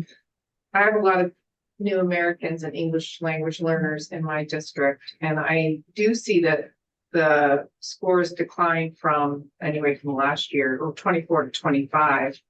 Is that a trend that you see kind of mirrors the general English proficiency test scores, or I'm just wondering if you can shed any light on what happened there, what's happening. We're still looking closer at this finding. We do know there's been some shift in terms of where our English language learners are across the state. Increasingly, it's not just in Chittenden County. And so that's been, a shift for some of our more rural schools to be prepared to meet the needs. And also if we think about, the number of students when it's spread more geographically in the more rural areas, then the multilingual learner teacher is, traveling in order to meet the needs of a small number of students across multiple schools. The level of embedded support becomes more challenging. We've actually been partnering with UVM and some of their professors on some research specifically in low incidence is what it's termed, rates of English language performers across the state to be able to be more strategic in meeting their needs. Because we also changed the weights, and one of the primary beneficiaries of that were schools that had a number of English language learners. So it would be interesting to know if putting more money in there actually helped. But if you would expect that scores would improve when you improve funding. Right.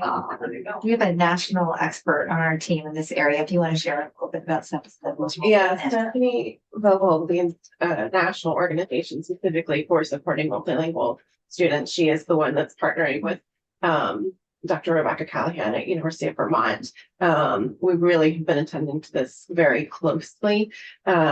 And so, as I stated, I think it speaks to the complexity of meeting the needs of our learners. Yes, we infuse some extra dollars and, as the context shifts and the locations of them, students with, who are learning English shifts, and it does in some cases tend to be a more mobile population of students.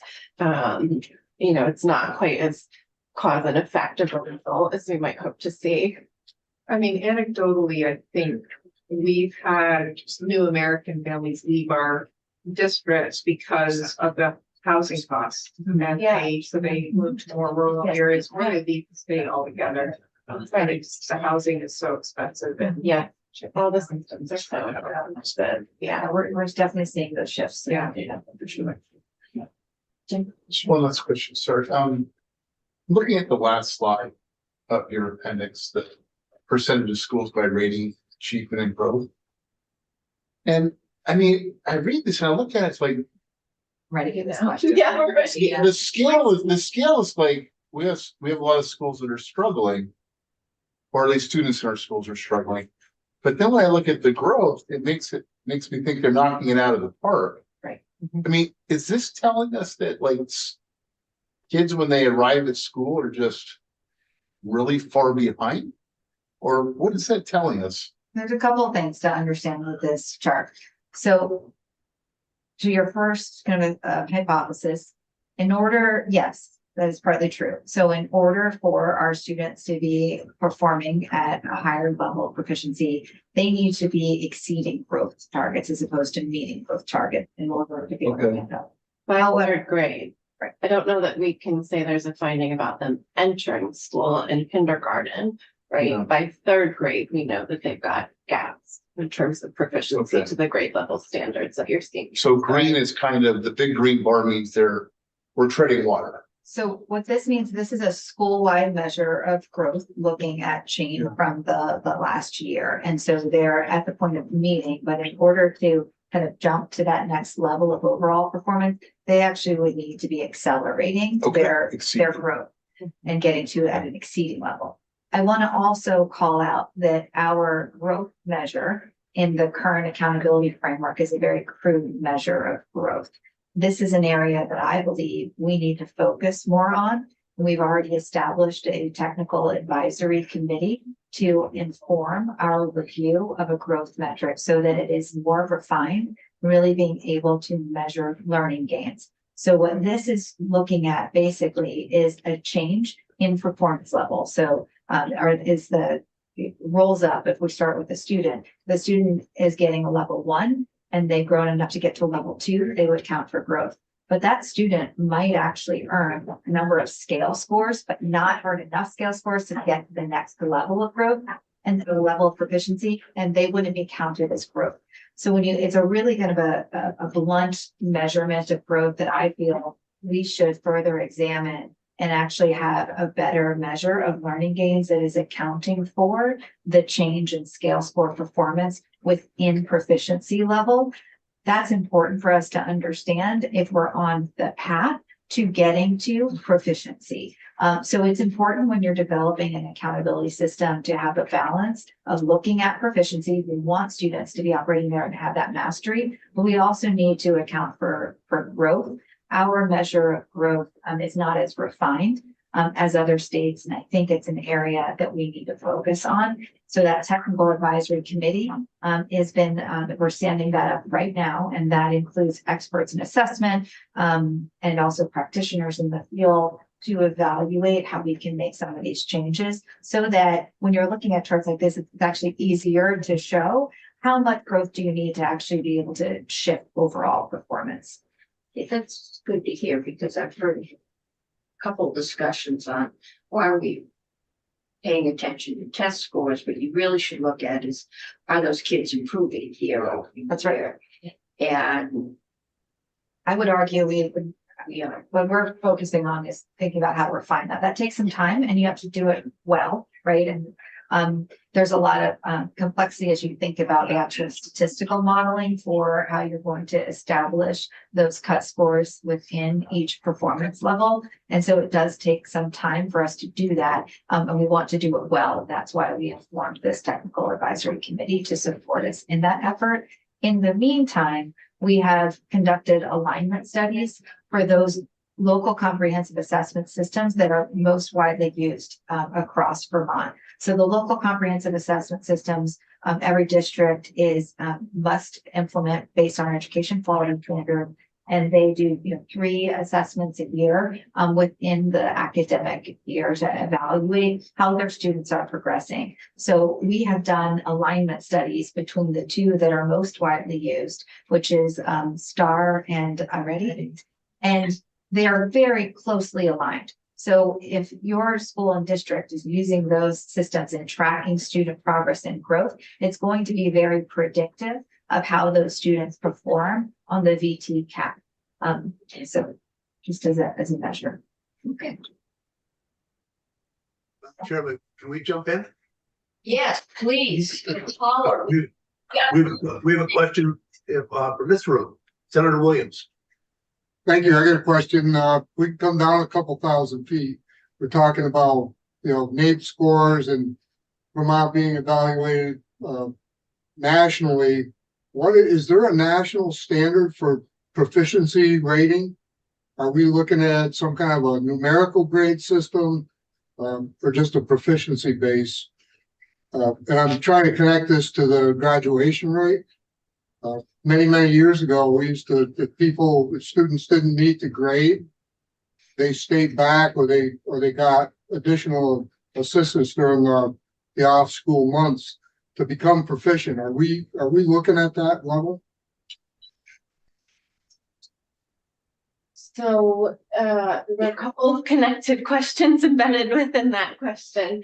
Let me start with the graduation rates. Right now, as we shared, those are locally determined, and we're seeing a variety of approaches to how students are demonstrating that they're satisfying the local recommendations. We do have the recommendation report that we submitted to the State Board of Education as an agency back in December, and according to Act 73, they have until July 1 of 2027 at the latest to finalize their decision on statewide graduation requirements. So that shift is coming. And then another part of your question that I heard had to do with what's considered proficient. And so you heard Secretary Saunders mention level 1, 2, 3, and 4. That's currently the approach that we use with the VT CAP scores to determine based on the level of proficiency that a student is showing for each of the content areas. It categorizes them based on that performance in terms of whether or not they're satisfying it. And then a third thing that I think you kind of snuck in there had to do with retention. Yeah. Yeah, I mean, a lot of people, if you tell them they got to stay back and they're a junior or a sophomore because they don't meet the standard proficiency level, they may just say, well, I don't want to participate in it.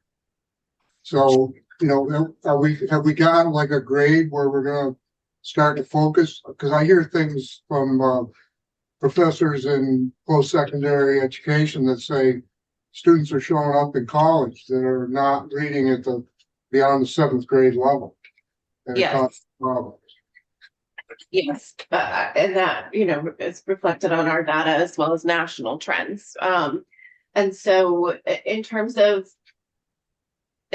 high school retention, I would say that that's less common because typically they're mapping their progress towards satisfying the graduation rates. There are, of course, ways that it gets mapped onto, typically it's a set number of credits for freshman, sophomore, junior and senior year. And once you've satisfied that total number of credits for each one, that says which class you're in. In terms of retention earlier, I mean, the research says that the earlier you retain, the more likely it's going to be effective. There's also research that shows that, if it's the conditions of the school and the classroom that are leading to the student having those learning gaps, that retention is not going to make the impact that we would hope for it to have, right? If there's gaps in terms of access to quality education, having a student repeat a grade or repeat a course is unlikely to yield a different result than it did the first time. So we want to be really careful about exploring that because of course there's detrimental effects to students by being retained that unless we're very confident it's going to result in the outcomes that we would hope for, we certainly wouldn't want that to be an initial strategy to be used. So I guess my final question would be, I've been told that's probably a policy question, but are we going to allow the students to go on to the next grade if they don't meet proficiency level? So when we look at studies of policies that require retention, right? Other states have had, for example, 3rd grade retention laws around literacy, right? Which 3rd grade is the first grade that we test for English language arts.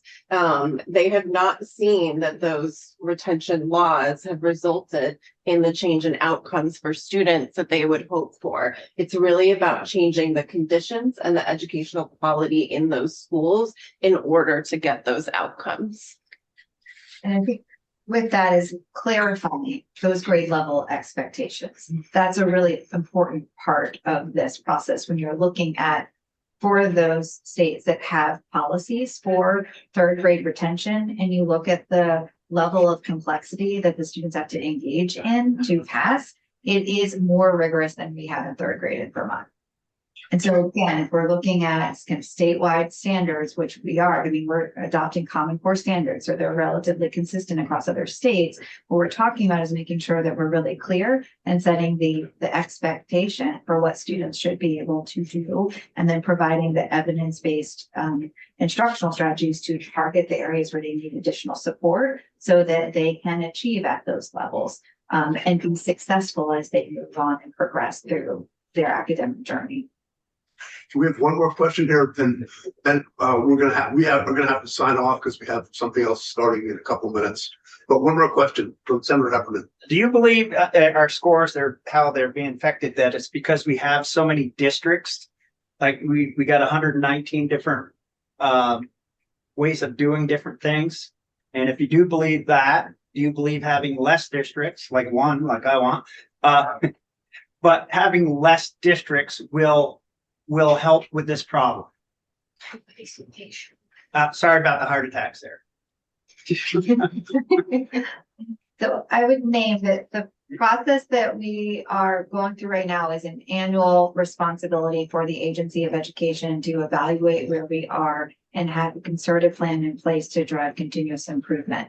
The larger policy question around how we organize our system needs to be contemplating governance, funding, and quality altogether. And we've been consistent in that. What we are lifting up is that there is variability across our system and that there is a need for more targeted statewide training and support around those evidence-based practices that we know are needed in order to support with the type of accelerated learning and growth that is needed in our state.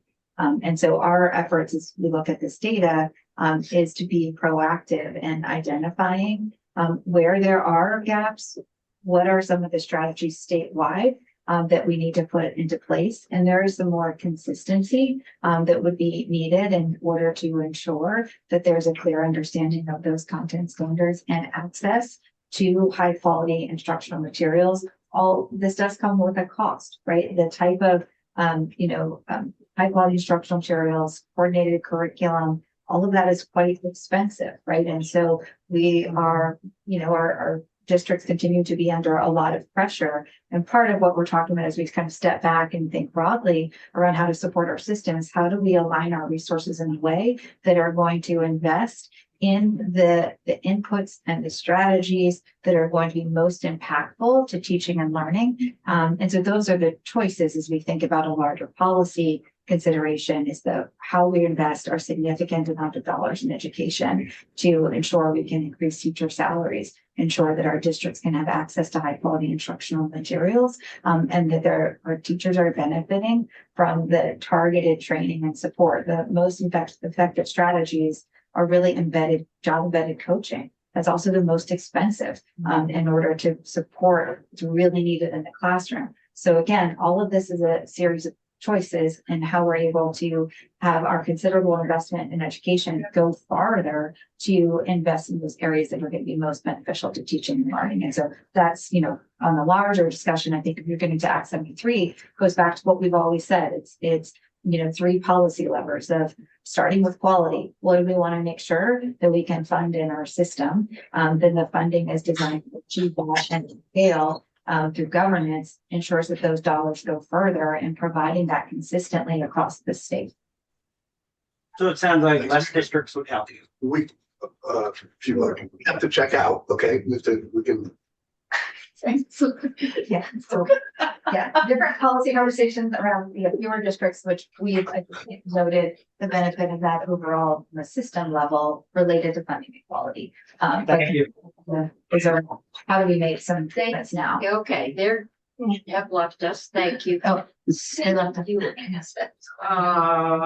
Well, okay, so this would be a conversation for another day, but I have not been, I guess I still don't understand how larger districts are gonna solve our quality problem, but that again is another issue. And I certainly don't see how lowering property tax is gonna solve our quality issue, but that's also maybe for another day. I do want to ask, and you don't have to answer this because it may not be something that you can or want to answer, but do you feel that you have the support to be able to help our schools improve? And I'm thinking specifically if Mississippi is the big, topic of conversation these days. And I do know from what I've read that they invest $15 million a year on their literacy program. So they actually do hold students back to repeat.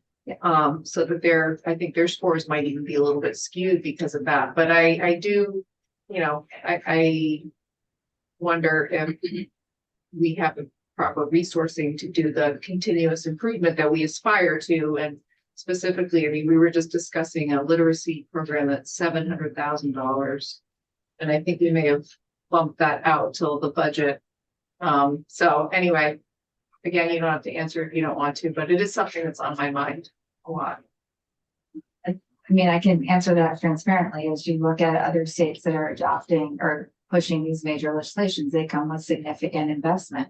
So at the Agency of Education, we're being very strategic. I often say scrappy, and really thinking about how we can leverage the dollars available to fund our statewide priorities. That's what you're seeing with the agency doing a complete reorganization. What we've done in terms of reevaluating all of the contracts and realigning the dollars that we have available to support the biggest needs. It also means we have to be growing in the same direction with districts as we're all aligning and prioritizing, with federal and state resources to invest in training such as literacy. So hopefully we have your support for the request of the reversion of funds, because it actually doesn't represent a new dollar amount. It's that we're reprioritizing money we have available to support with literacy. And many other states have also benefited from philanthropy and larger grants. And so we are being, kind of looking ahead and exploring other opportunities where we can bring additional resources to bear to support this. But we know that it's also important to have this real proof of concept. So what we have structured with Read Vermont, with the money we have available, is very targeted, is based on evidence-based practices. It's based on what other states have done to drive this type of improvement. And so it's going to be really helpful for us to bring back the data from the work we're doing in Read Vermont to show the impact, and then think more strategically around scaling beyond what our current resources have.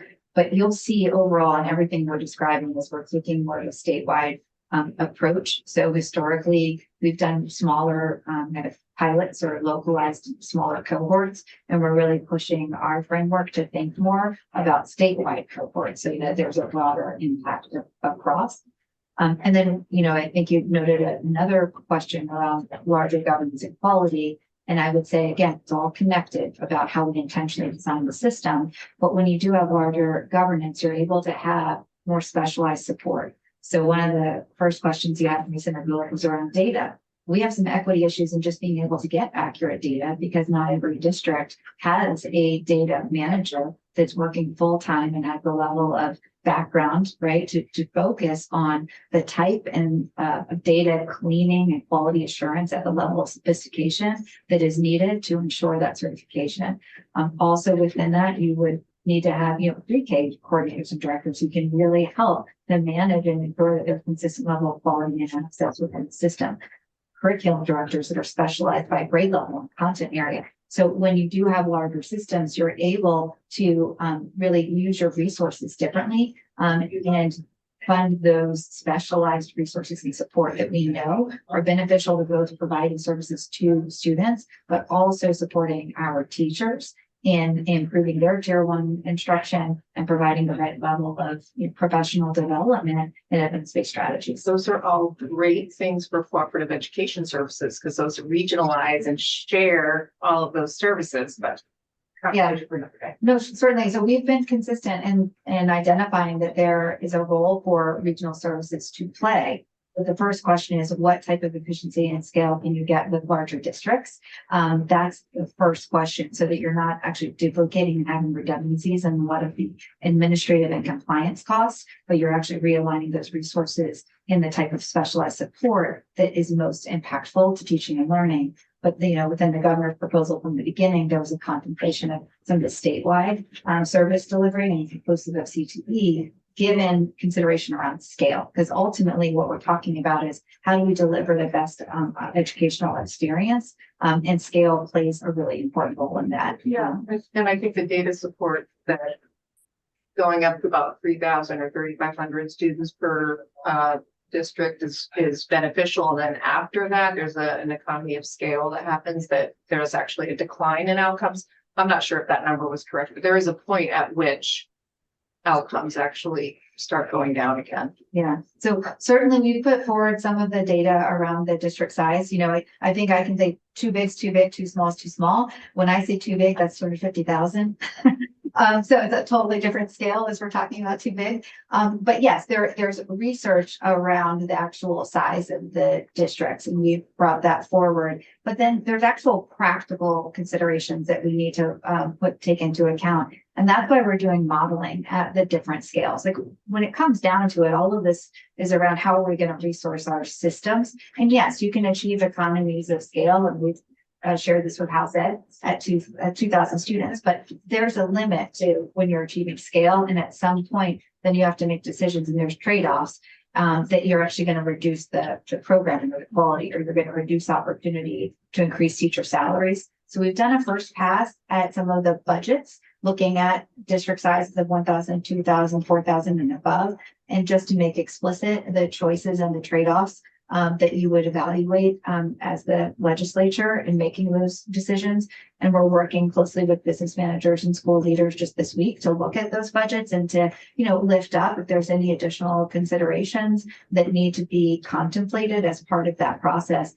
Our intent here and everything is bringing you the decision makers with the resources that you need to understand the different trade-offs. And we're working with the field to be as concrete as possible and sharing that with you through actual budgets. I keep hearing about Mississippi and the Mississippi Miracle. You hear about academics, but having gone around with the commission on the future and listening to teachers, the behavioral issues they have to deal with, and the behavioral issues of their classmates that students have to deal with. We put a lot of limitations on traditional discipline, like sending you home or expelling you. So I've been reading abundance, and we set up a set of rules to deal with a problem that it seemed like with the little statistics we could get, because our schools are so small and there were less than 10 of any group in the school, it was hard to get a lot of data. But in trying to prevent discrimination in who was expelled, disciplined, I'm wondering if Mississippi has the same sensitivity. Are we doing apples to apples? But more, I'm wondering, are we looking at that? Is that one of those things that we were trying to do a good thing with, but now it's working against some of the goals we had? I think if it were my 6-year-old daughter that was sitting in a classroom and the kid sitting her next to her constantly gave her a poke in the arm and didn't stop, I'd start after a while considering moving her. And so I'm just, is anybody even thinking about that? So as part of our reorganization, we established a division focused on safe and healthy schools. Okay. And within that foundation is establishing an effective school climate.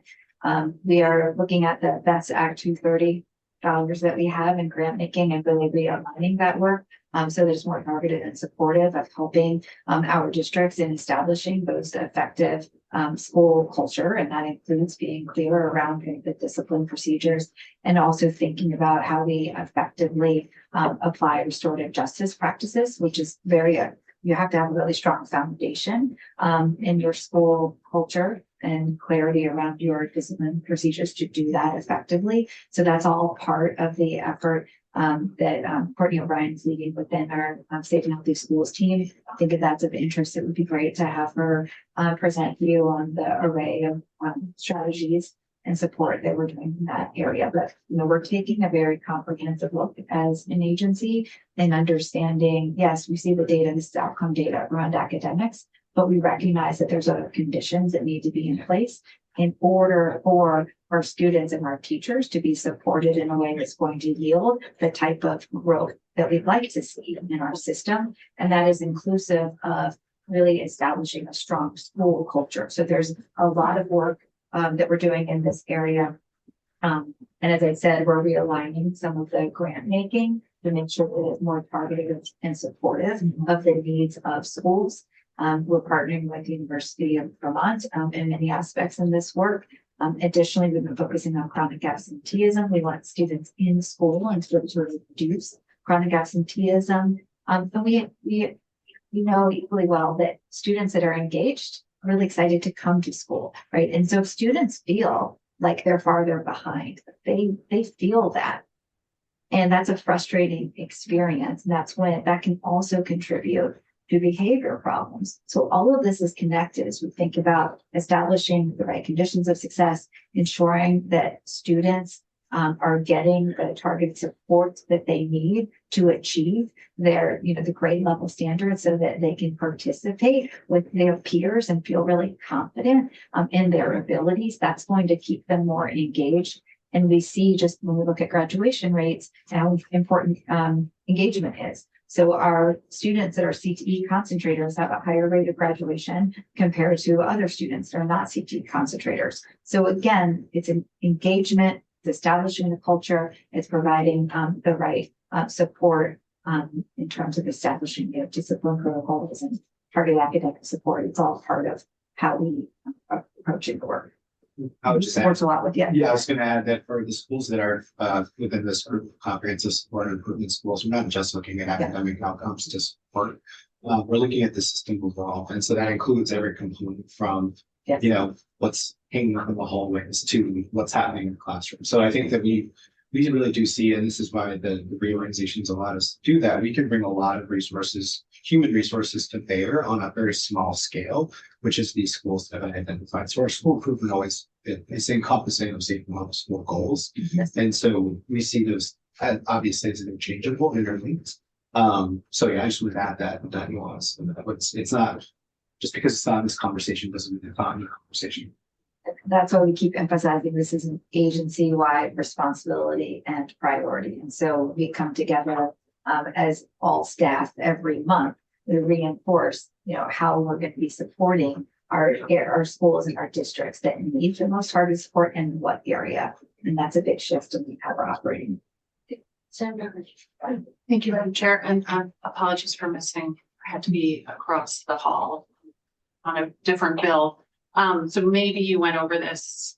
Specifically, I'm looking at your slide on school indicators weight comparison and the high school versus elementary school. And first question is, are these federally required indicators or data points, or are these okay? Yeah. And it's for it's the elementary school, just those three. So that was also the example. Sorry, just jump in. That's an example. So there's not this is just an example. Yeah, for elementary school, there might be, if you had a high enough English language learner population, you would actually have that part of your composite score. So there's some factors that go into the. Well, it's listed. There's the English line, ELA, science, and math. Those are the three things that were listed. Sorry, ELA is English. It's just not for the EL population. That's just DCAT performance. Oh, you're saying if there's enough English language learners, that would also be. Yes. I see. Yeah. Okay, this seems like a very narrow measurement of school performance, and particularly at the elementary level. I mean, at the high school level, you did add graduation rate and college career readiness and performance on college or career exams. So it's a little bit more robust, but it seems like a very narrow measure of performance. So I'm wondering why you're not broadening it out to include other factors, particularly at the elementary level. And then are you also taking into consideration the other, I think you are, but how are you taking into consideration the equity factors like percentage of students in poverty, percentage of students who might have a parent incarcerated, percentage of student, all the things, the education level of parents, because by some measure, one of the most important things for student performance is actually the education level of their parents. So how do you take those kinds of things into consideration to make sure you're looking at a much more robust accountability scorecard or whatever the heck you're calling it these days? So I'll start and then you can expand on that. So to say we are defining, I want to be really clear that this accountability framework was established in 2017. So this has been Vermont's accountability framework that has been approved of this. Yeah, I mean, and that was my second question, is that this is established in 2017, and we've just seen, obviously there's a pandemic in there, but we've just seen things go down. So why is it? Why has the agency, why has the administration allowed this to happen in a way that you haven't been doing the targeted kind of support and necessity to? So I have been incredibly transparent in identifying both my initial diagnosis week one of the job that has been reinforced by the findings of the US Department of Education. And I've been very transparent in naming where we have had gaps and proactive in identifying and ways in which we're resolving them. So this particular indicator, one, let's make sure we're stepping back.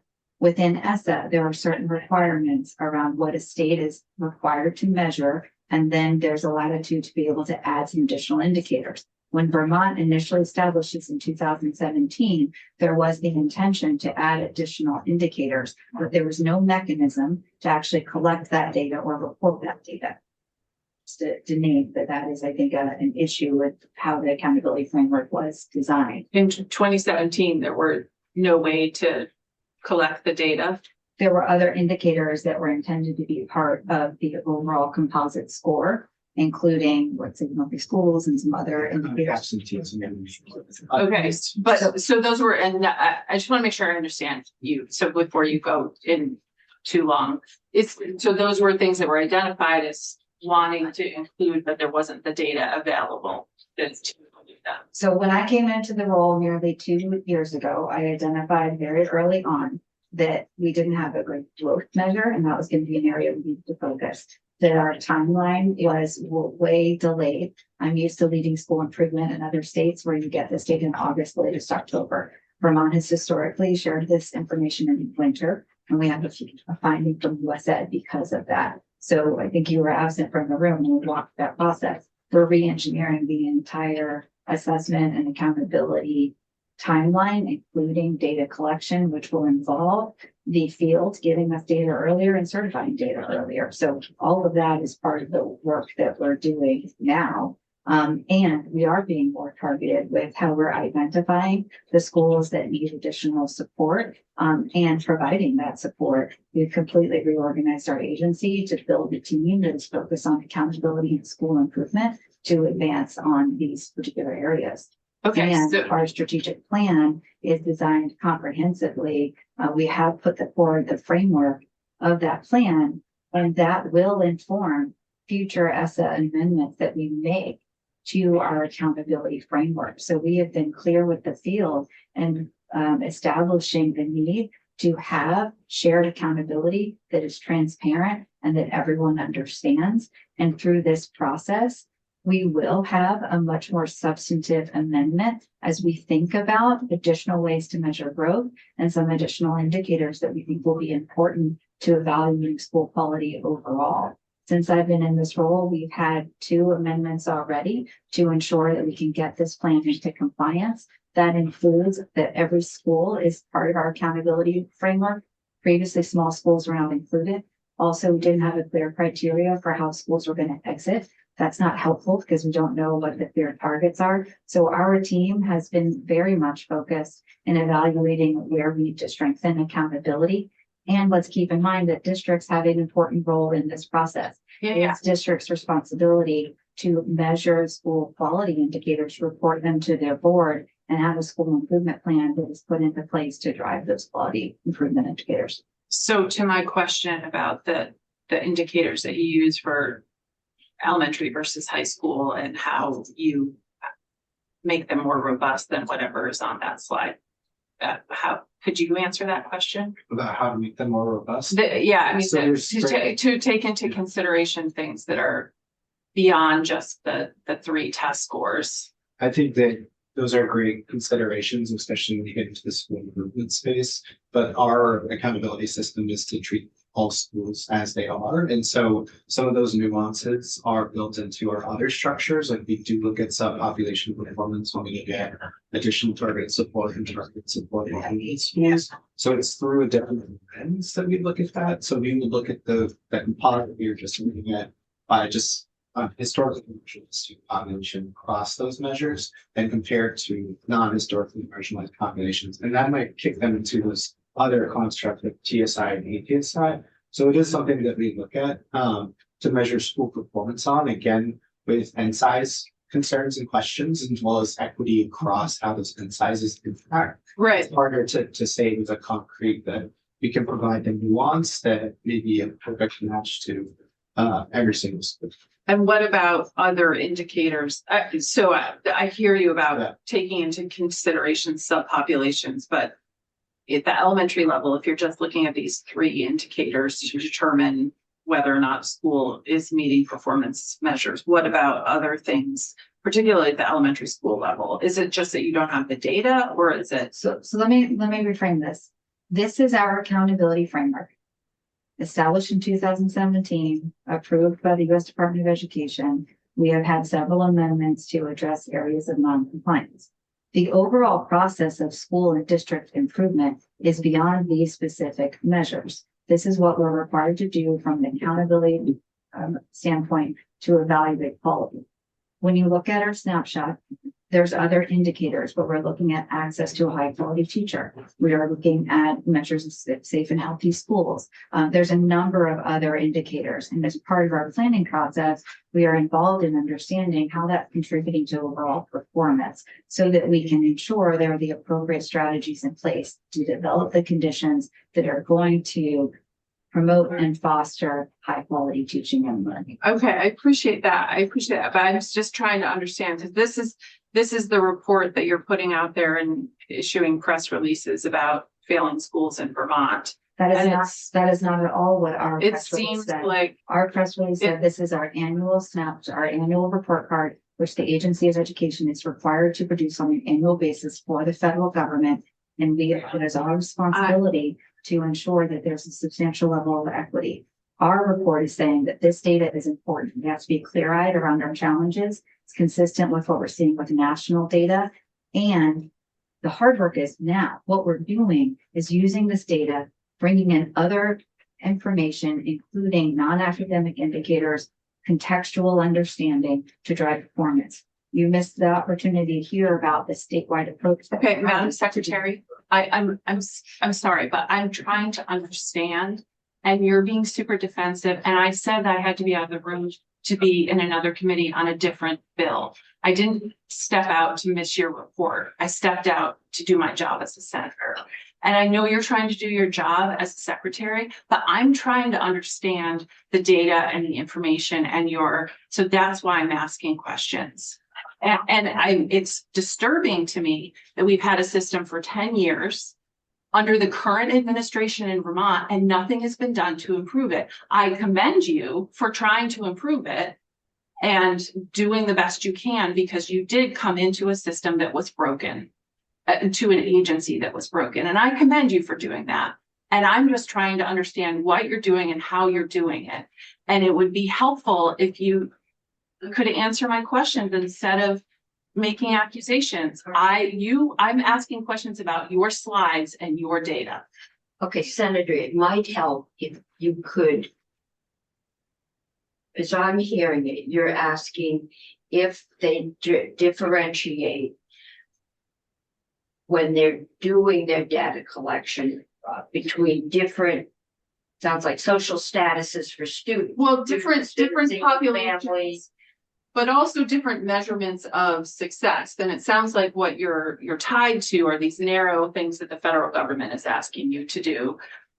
But maybe not. But then, are there other things like, at the high school level, you have graduation rates. At the elementary level, do you have, attendance rates? Do you have number of senior teachers? Do you have other things that could be indicators of a well-performing school that you are using as part of your measurement? And if so, why is that not better integrated into the data that we're seeing and that you're presenting to us?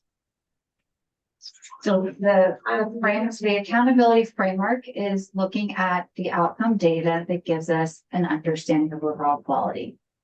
This is what's been established in our SS state plan. USED does encourage us to make revisions and amendments as we move forward with our planning as a state. We've already done several amendments over the last 2 years, and we're staging ourselves to do a more substantive amendment through our strategic planning process. Our strategic planning process is organized to identify those major priorities of our state so that we're really clear in capturing a holistic measure of student success. So as we go through this process, there's intentionality to identify areas we think we need to make refinements to our current plan. One of those areas is to have a more sophisticated measure of student growth. That's why we've established a technical advisory committee to support us in that. Additionally, we're looking to have a measure of middle school acceleration and identifying how we are helping students to earn industry certifications much earlier. And yes, chronic absenteeism is a major focus for us at the agency, something that we put forward as a policy proposal this year. And that, yes, we will explore. What does that look like? The question ultimately becomes, what is part of your accountability framework and a measure of school quality? And what's part of your review around some of the inputs that need to be in place for your system? It's really thinking about that logic model around the inputs, outputs, and outcomes, right? This data is our outcome data, right? That this is how we're looking at school quality. And then our whole planning process is designed to understand what's contributing to that to make sure that we can have a consistent level of quality.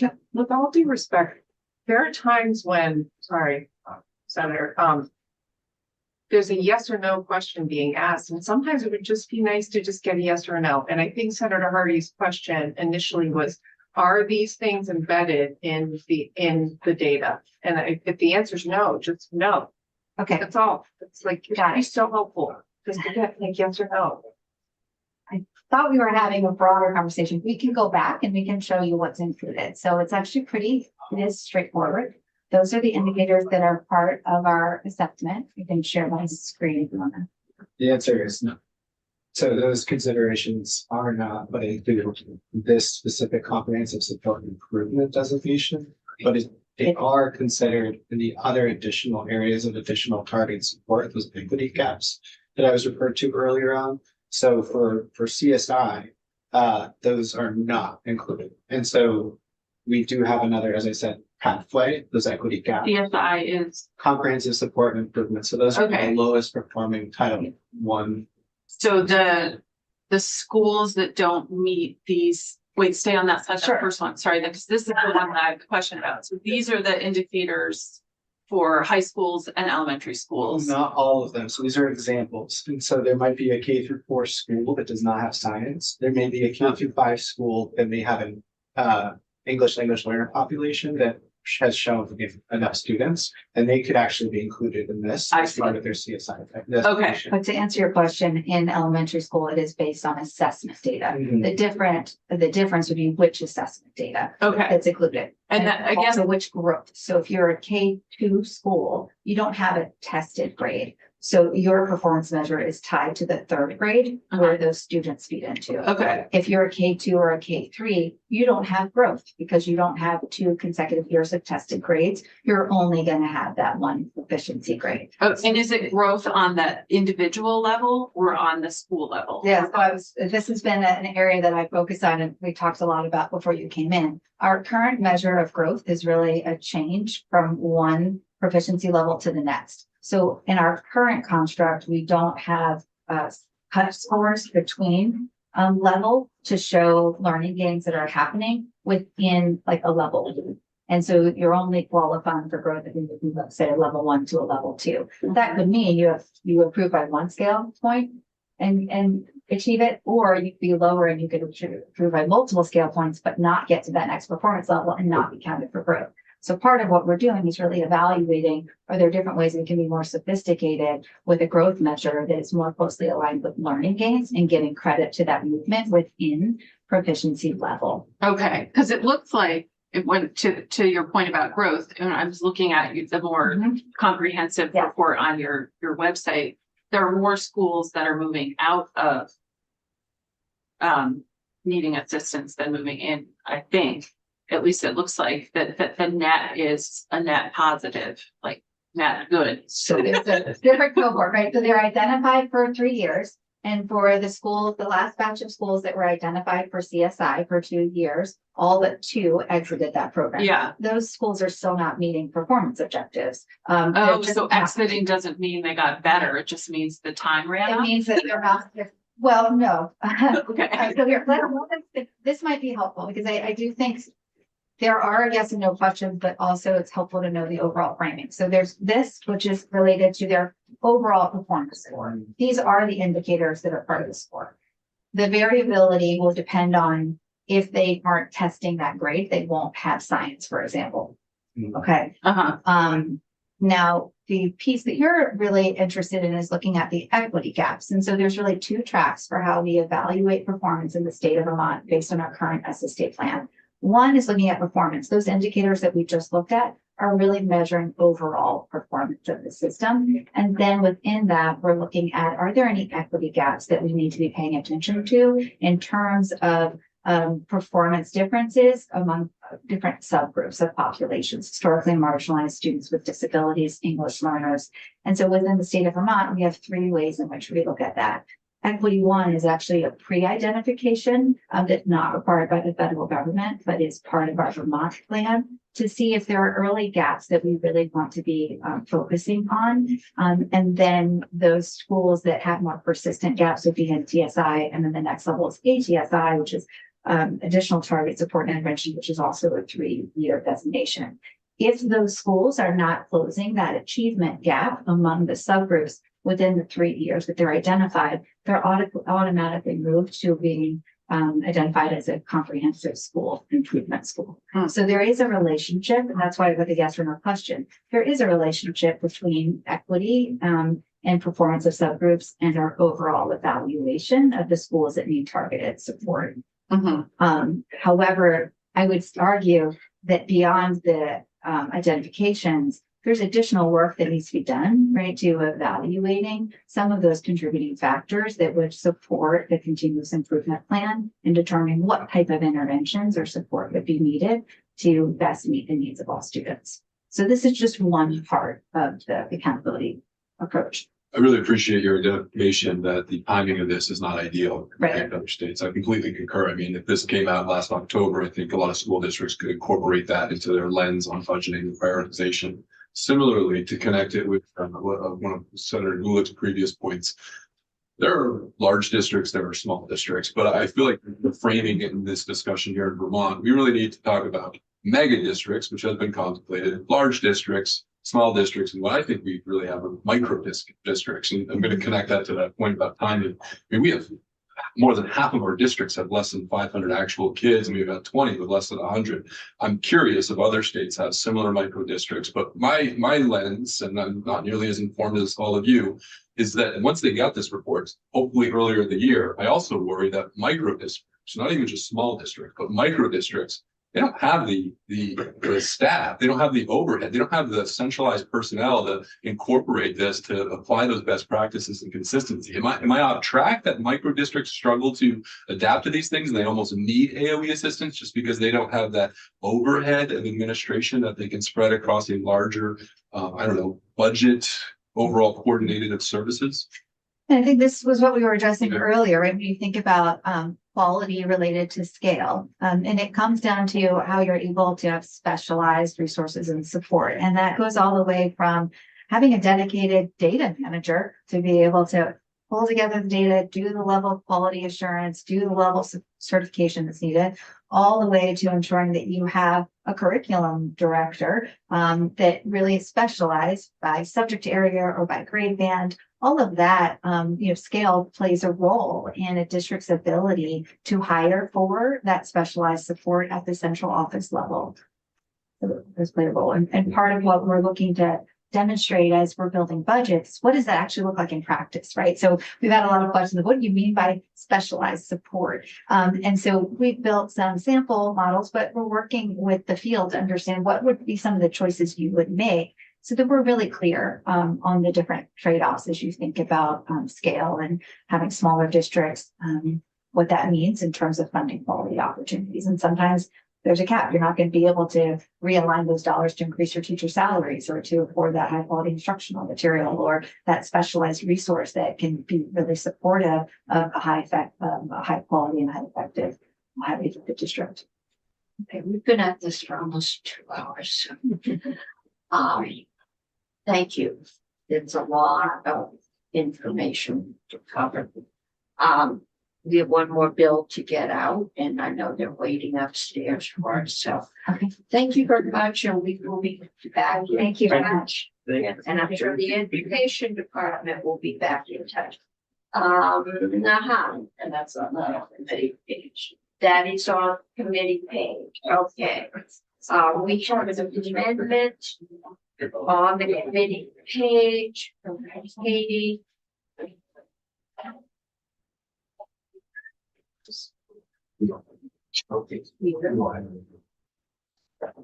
Yep. This is draft 1.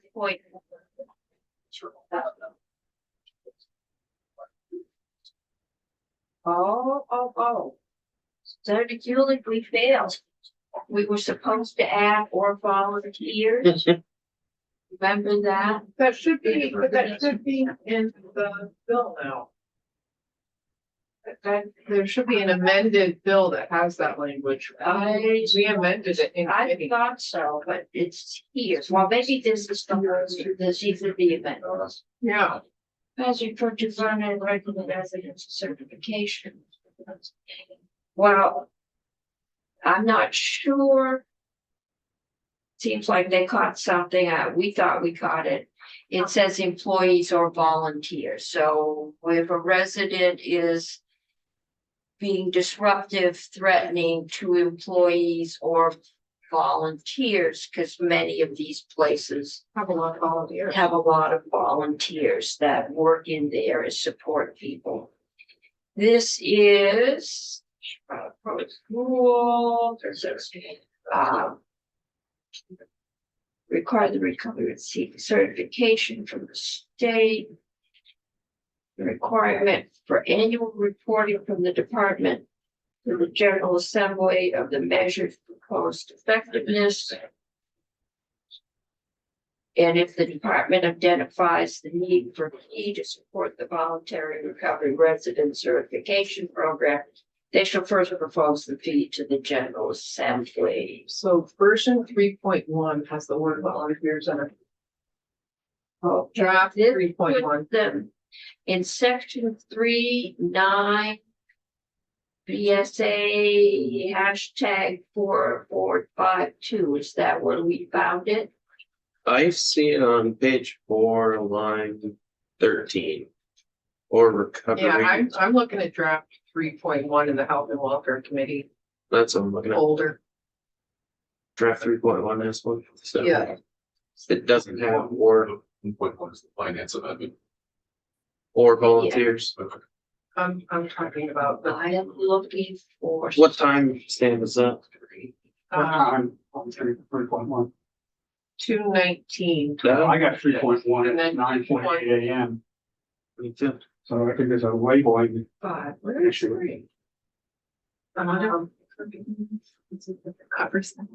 You voted it out Section with the 3, word volunteer. 4452.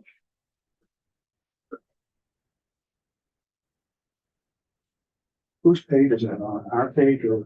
Subs B1 A. Where's volunteers?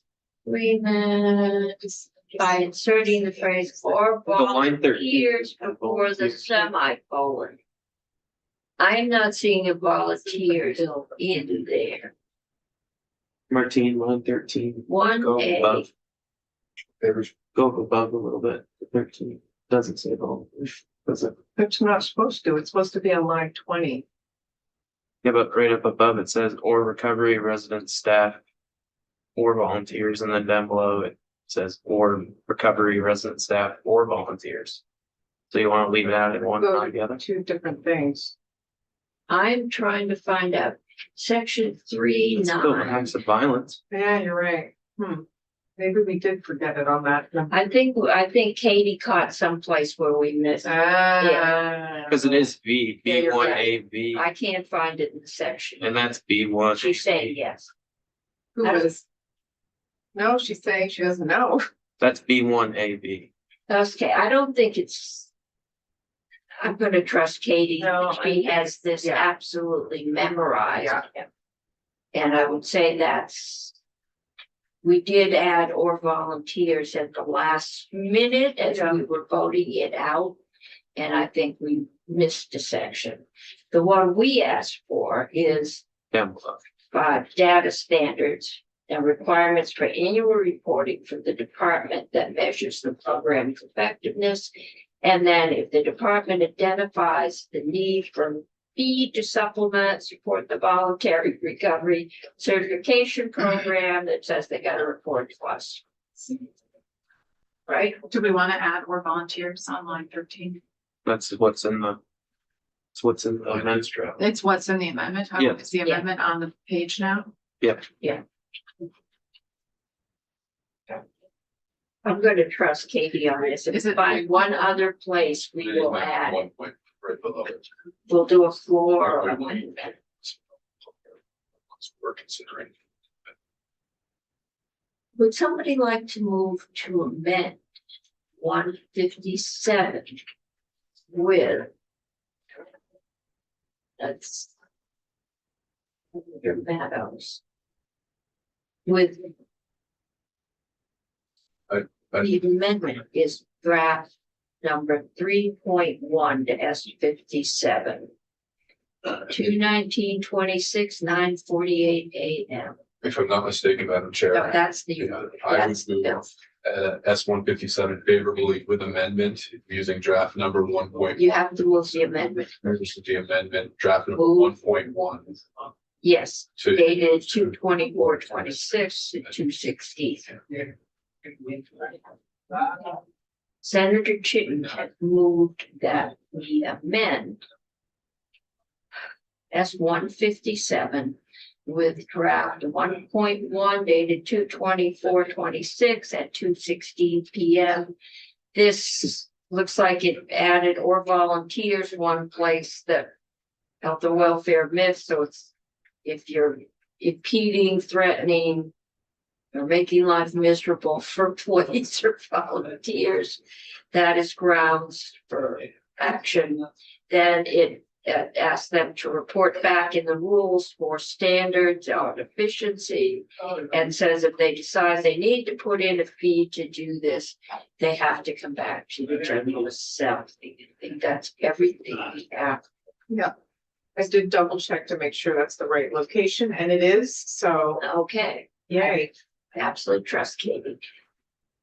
Who's doing the vote? Is there further discussion? Our clerk is taking the vote. I'm looking for a discussion. I'm not seeing any. So not seeing any, would the clerk please call the roll? Senator Chittenden, Yes.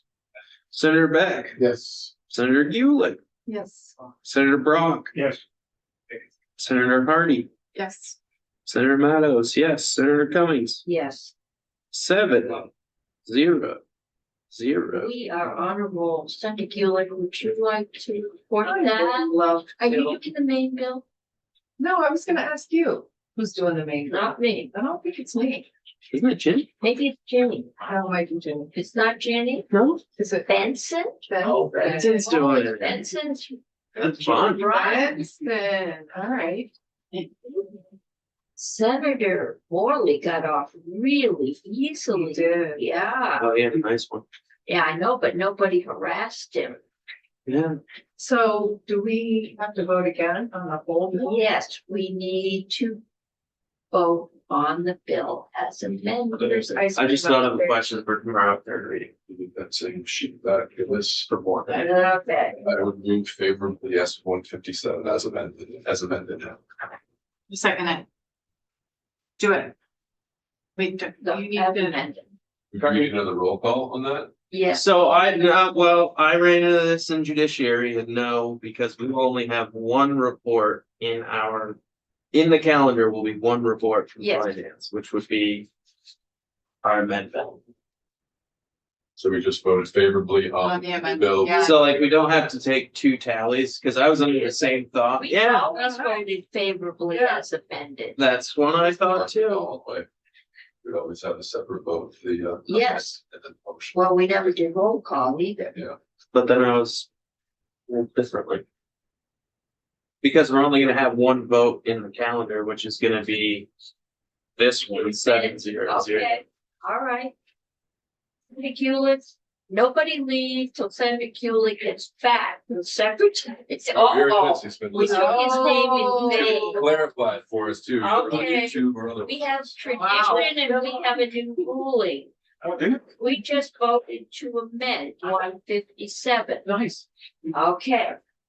We've Particular always word? voted to approve the bill as amended. Our clerk has informed us that no, we will only have the amendment in the calendar. And so we only vote the amendment, not to approve the bill as amended. That'll be our committee report, correct? He's equivocating. We only have one vote. I You need have two always voted both. Wow, that's With the chair. You can do either. That's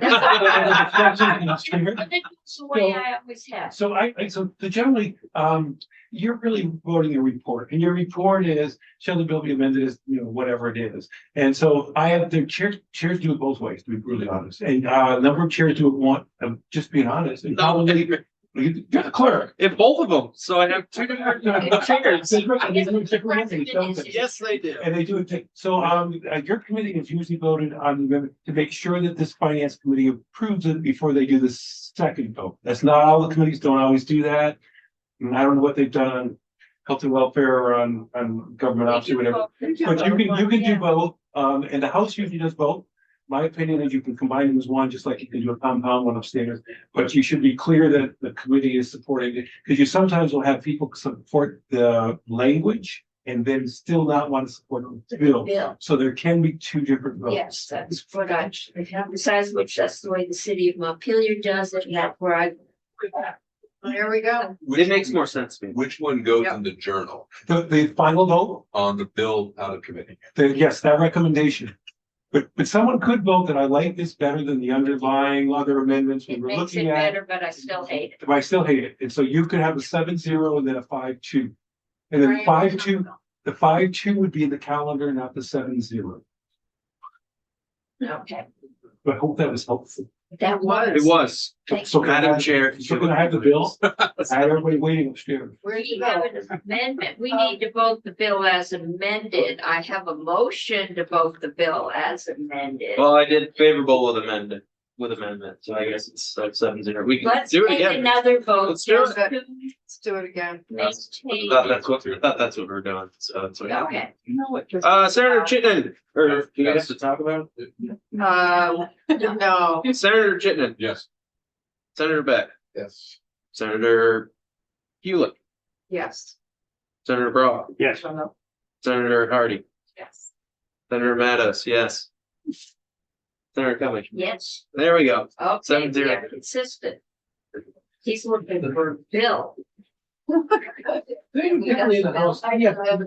No, because I think it makes more sense. You take a vote on what your amendment is, and then you take a vote on the bill as We are amended. done. Just like we do on the floor. Okay, Yeah. we aren't gonna have a clean copy, Charlotte,